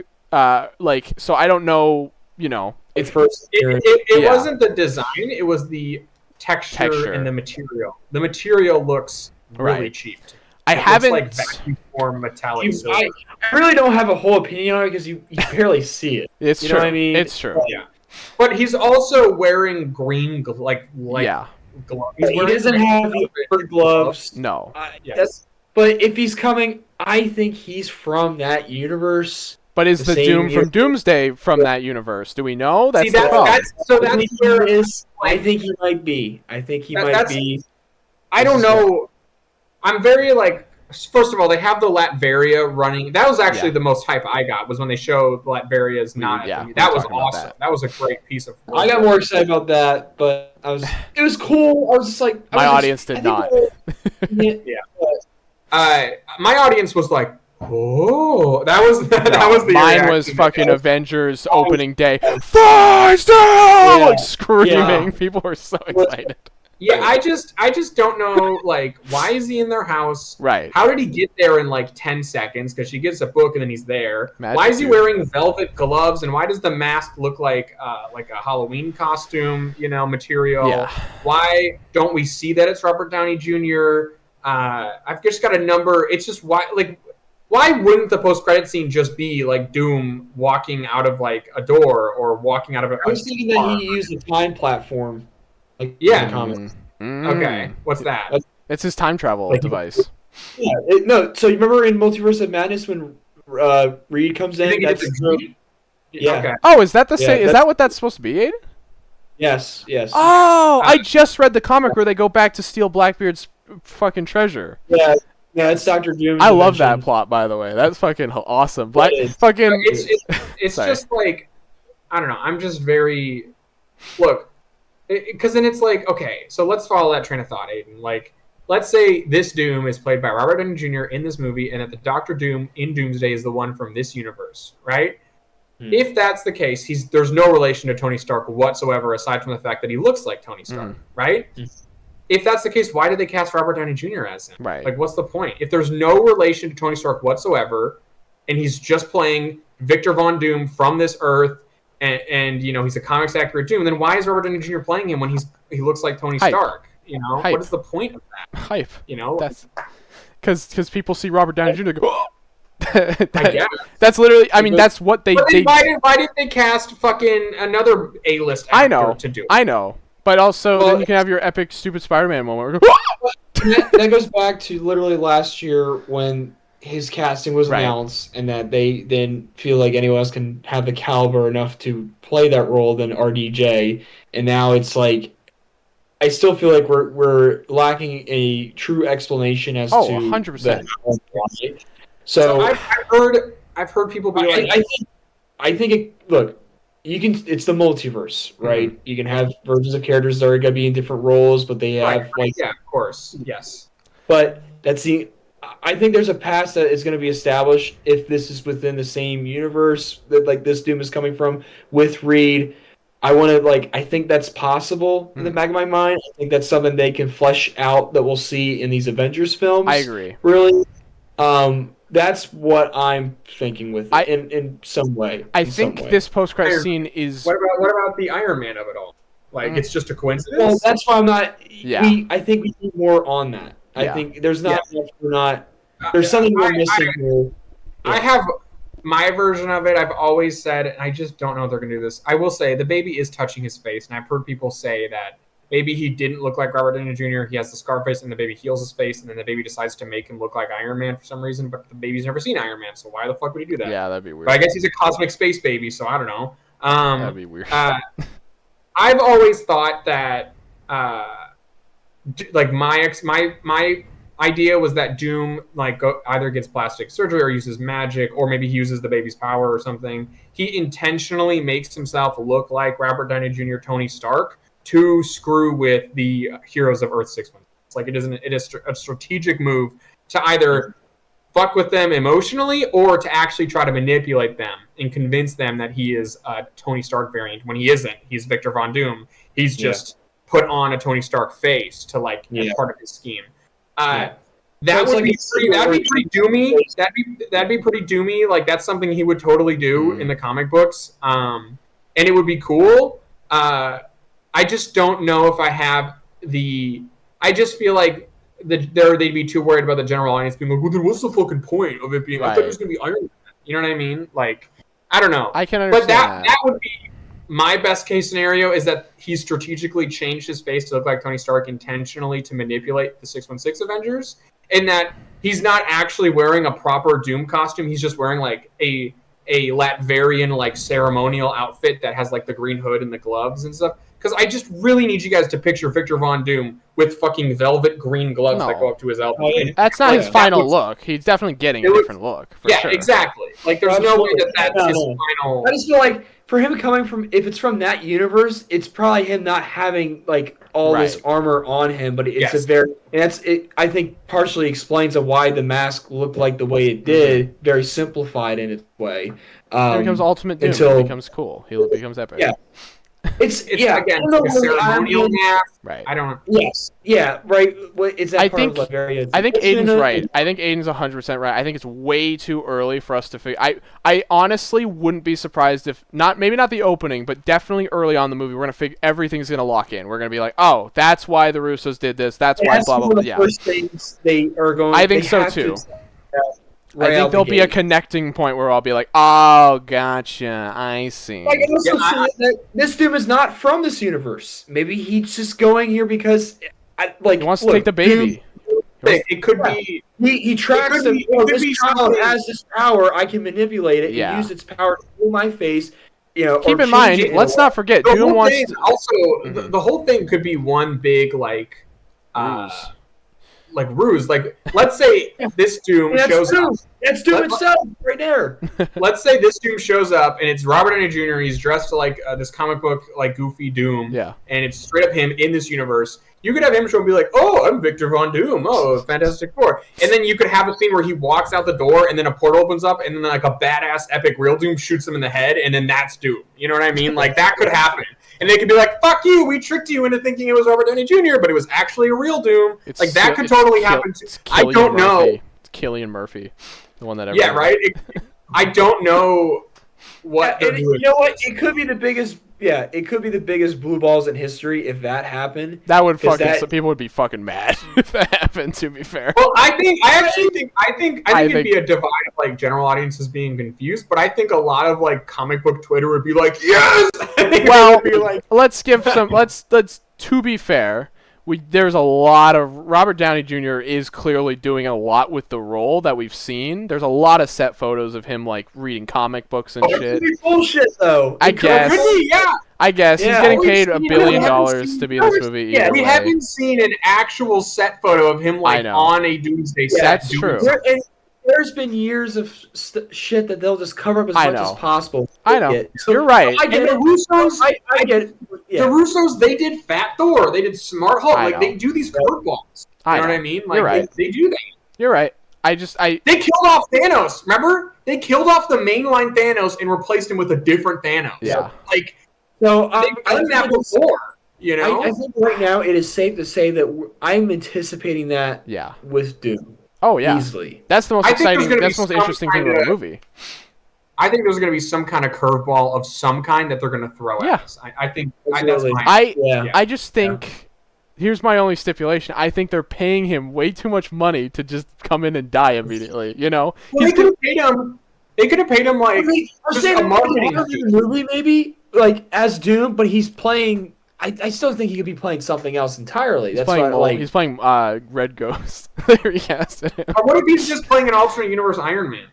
That's what I mean. Like he could just be doing that. Dopey Stark walks out and goes, as well. You know, he plays Superior Iron Man. There you go.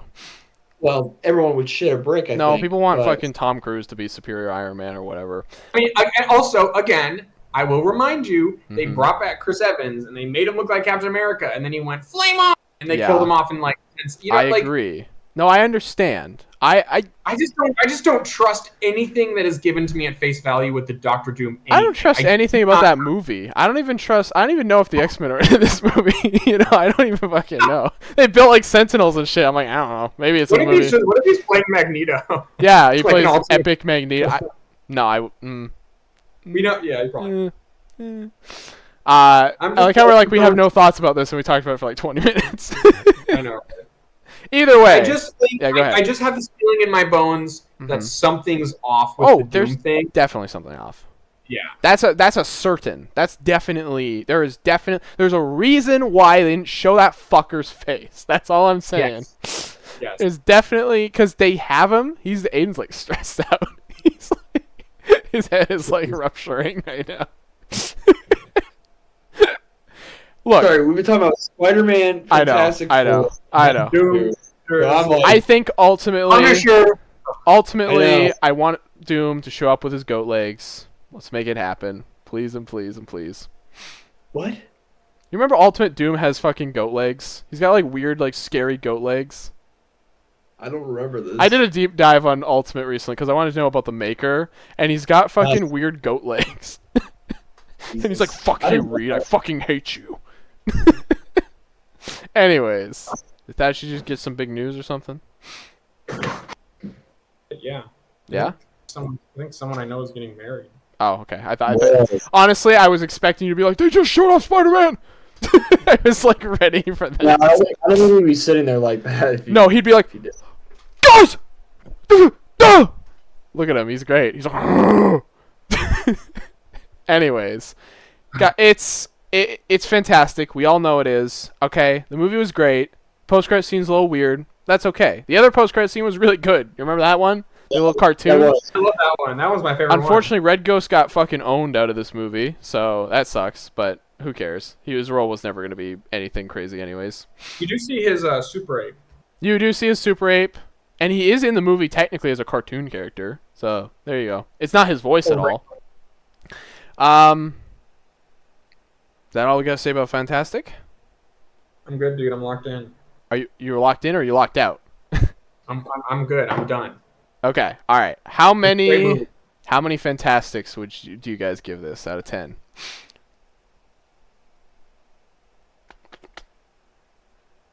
I think I'll do like, you know, 4. Only 4. I don't know, 5 like rating. You know what I mean? Like, you know, you do 4, 2. I think it's fan 10 stick. Out of 10. Did you get it? I'm with that. How many? So. What did you say? 10 out of 10? Fantastic. So you're saying so 10 out of 10 is what you're giving it. I gave it a fan 10 stick. I understand.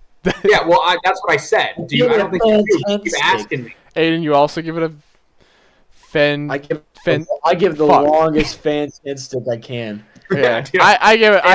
Aiden, I'll give you a fan 10 stick later. Man, I hope you do. Oh, wait. Anytime you need one. I give it like a solid ball. I give it an 8 out of 10 fan sticks. You give it 8 shallow balls. 8 shallow balls, beautiful. You know what? Looked at Billy. I hate you so much, dude. I think you should die. Yeah, she was so pretty. I want her to go through me and. I think you should stop talking. All right. It's crazy. Braden's like, take me. Yeah. I wanted to go through there. I want her to rip me apart with her crazy cosmic I want to powers. see my face in your face. I love you so much. Yeah.